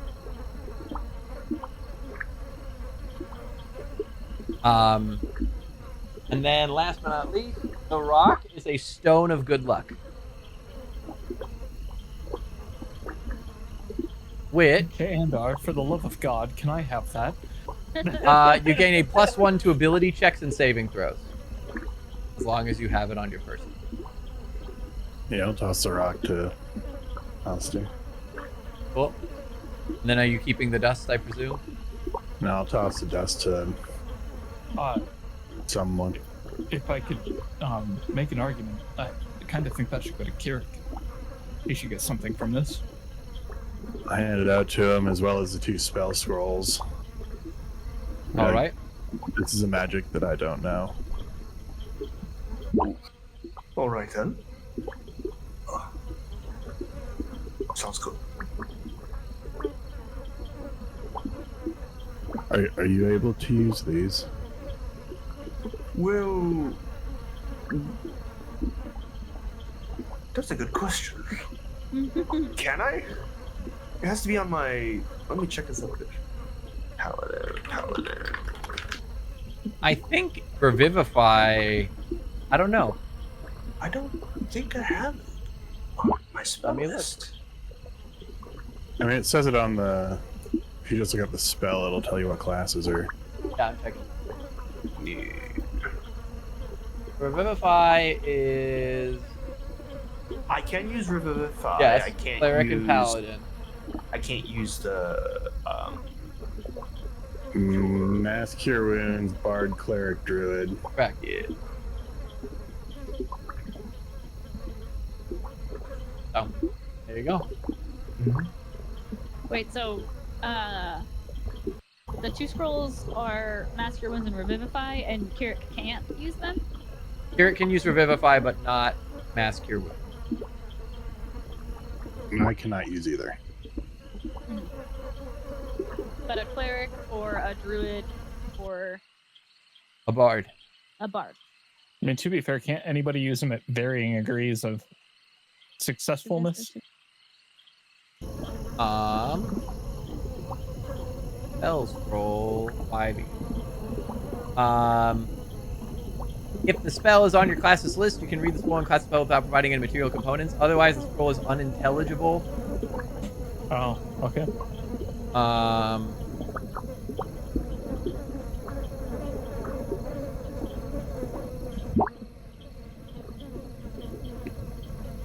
Base rules.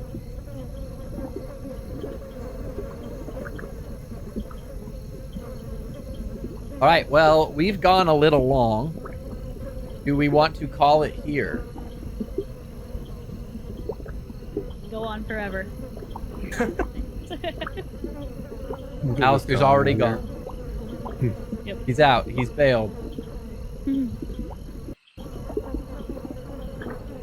How much longer are we thinking? That is up to you guys. Essentially, well, here now he's back. Hermes, Yes. we're deciding if we want to continue or end here. Okay. This is basically like a good breather. Basically the next thing that you guys have to do, you've defeated Lysaga. You guys know you still have to reconsecrate the Fane, and you've got this woman. I think the next thing we would probably do, in my assumption, would be wait for the woman to wake up or do a rest or something, short rest or something. I don't know. I will just say, for clarity's sake, the woman is going to take a while to wake up. It's not going to be... It'll be, like, at least a long rest. Okay. If you want a long rest in the hut, you can. But it is evident that this woman is not waking up quickly. And reconsecrating the Fane, I don't remember what we needed to do for that. It's in your What note. What is this? The Two. Weaver? Yes. I feel like if we take a rest, it'll be a nice, natural stopping point. Yeah. I think we should. I just doxed myself. I'll have to remember to remove that in the recording. Oh! Take her heart. Swamp Fane. For spider, but floorboards, we got that.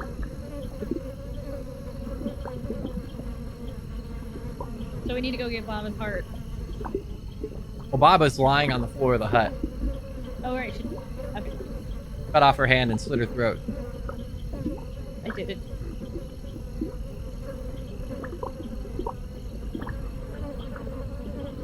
Right, so we'll do at minimum, Kirik, you're able to fully bury the ravens. And as Mim said, she grows a little flower atop the grave. As much as the grave can be recognized within this bog, it's kind of filling with swamp water and stuff, and it's exactly a clean dirt mound. But you are able to dig a grave and properly bury them, and she marks it with the flower. Is there anything that you want to do with that, or? I think he'll just say a small prayer over them, and we'll just be like,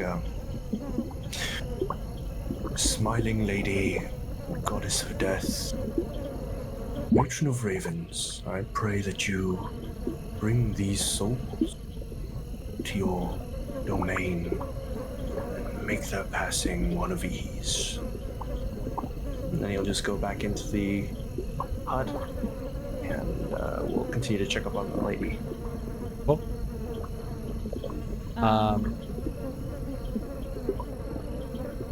Say I think we should rest. I think maybe we rest here. Alistair and one of you, I don't know how that thing works, cleans up stuff, but maybe we want to clean this up and then rest here. And we don't have to move this rando person and let them heal. Prestidigitation can only do a little bit at a time, but I'll spend like 10 minutes casting it as much as I can, cleaning up the place. Because I know Andar was like, gross, I'm not going to go up there. Mm-hmm. Yeah, like, Irina is distinctly avoiding the large bathtub of blood. I'm gonna, can I use Mage Hand to unplug the bath drain? So it's not... Because old tubs... I think it's just a basin. Correct. Okay, doesn't have a drain to it. Can Carrick just chuck it out the window? Yeah, I was gonna say, can I use Treebane to unattach it from the floor? So Kirik and Alistair work together to hack the tub out of the floorboards, and between the two of them, lift it up and huck it out the window, and there's this sickening splooge as it flies out the window, and then slops onto the ground outside. Can we put the gem back in the tree? But if Bob's dead, can we like ride the tree out of the swamp and get out quicker? Are you asking this in character? I am asking this in character, sure. Yeah. Irina looks at you and says, "Are we sure we want to give the giant demon hut back its ability to slap at them?" I was just thinking if it's like creator was dead, it would be like its new master. But I mean, when you put it like that, no, I wasn't suggesting that at all. Fine. I think it's a rather good idea. See? But I don't think it would work now because... I'm not saying it's possible. I'm just saying, do we want to risk it? It's a fair point. For now, maybe we rest on it and then we see. And I go and I just am going to start collecting, like stacking up, just organizing random things, even though it's probably still dirty and grimy, just because I know Andar doesn't like the dirtiness and grossness of it. She's tidying up the hag hut. Prestidigitation cleaning, but I'm helping where I can. I guess since it's relevant, the hut besides what has been described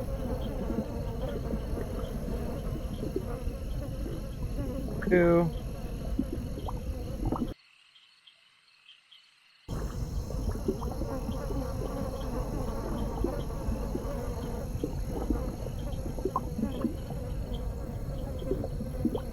I know I read in here at some point where what was in like the cabinet.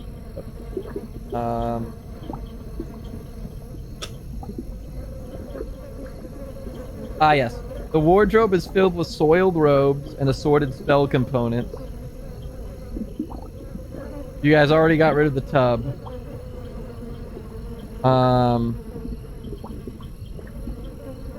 Otherwise, it's the wooden cot and a wicker cabinet, the wooden table, a stool, a barrel-topped wooden the chest which you've opened, and that's the entire room. Not very big.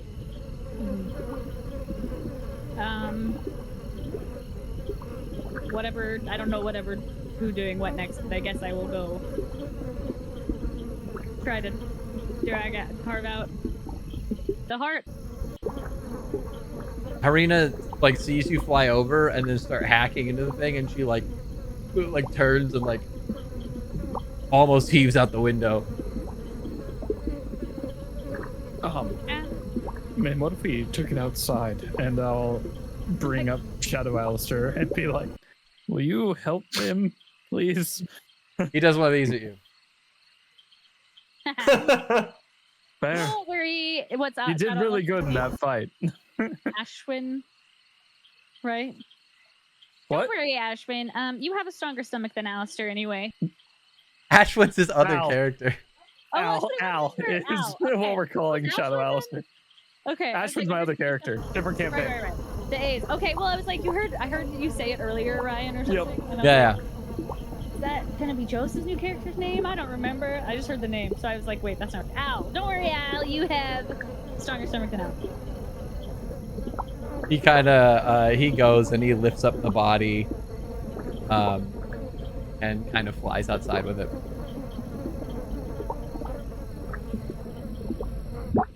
I'd like to just make. And sure then he that just that's kind of on the board. unceremoniously dumps her over the edge of the hut. Yep. I feel a little bad because she still was like a living being, and I've been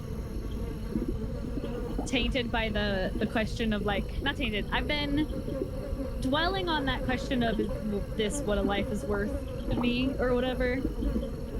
So I still will at least pop up another little flower, even though she's evil. You ripped her heart out. But, you know. Stupid, what's his name? It's making me question everything. What is his name? I can't even remember his name that I murdered. That he asked me that. We just Isaac. talked about Isaac. From way in the beginning. Okay. And I just want to make sure at least before we do, if we do Tiny Hut, before that I finish that before we did Tiny. But he unceremoniously dumps her over the edge and then does one of those like, I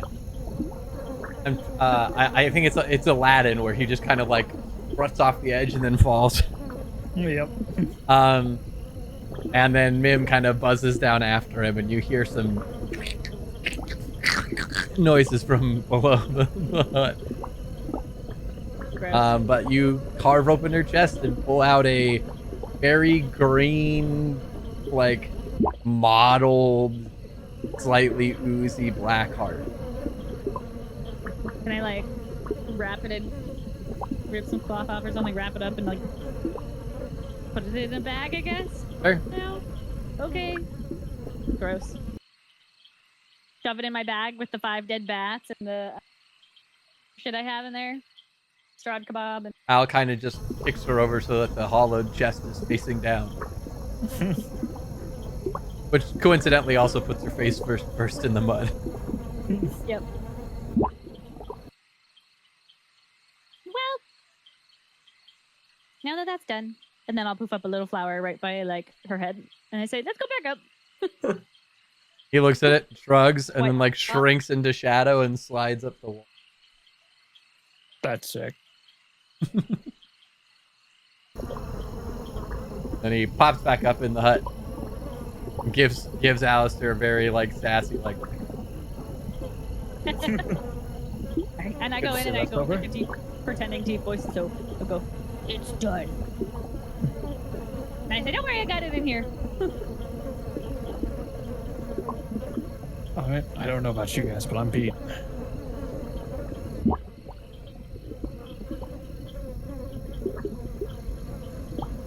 Andor, what do you say? You think that we can stand to do one night in this place? Or I guess night? It's as good as any.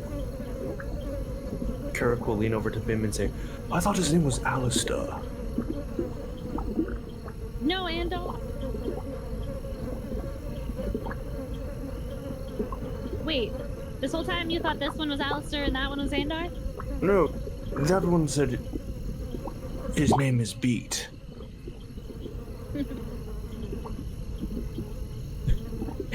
Can I tell if he's being serious? I'm leaving the hut.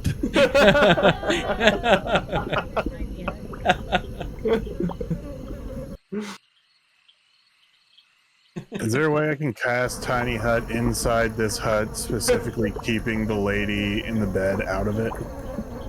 Oh, interesting. I think you'd have to do it from the porch, but you could do it. I'll do that. Nope. All right. Before he gets too into it, I'll say, wait. I mean, I know we don't know that if they're a friend or a foe, but if they're a friend and then they get attacked while we're in here, wouldn't you feel If a they're a little bit foe and guilty? they attack us while we're sleeping. Well, but we could take turns. You know what? You're right. We have to defend ourselves first. Good heart, Bim.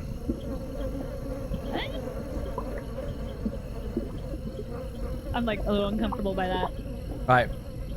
So you start casting Tiny Hut from the porch, and everybody kind of huddles in. It makes it very cramped. There's not a lot of space to maneuver in the hut already, and leaving part of it out of leaving intentionally part of it out is difficult. But you do manage to get it off, and everybody's kind of really cozy, especially with the almost 7-foot dragonborn kind of curled around. Irina's visibly uncomfortable. Like, it's cozy, but you guys are there. And everybody lays down to rest. Is there anything? Keep Doctor Who out and just watching her. Cool.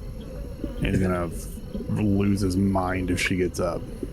Is there anything that anyone wants to do before you guys crash?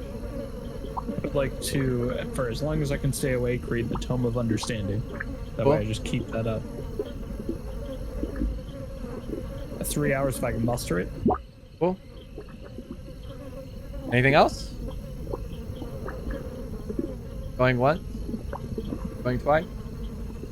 Alright, you guys lay down to rest. You guys managed to get a long rest off up until you guys awaken to a and the woman stood and stock up in bed, and that's what will end. Yay. Dun dun dun. Alright.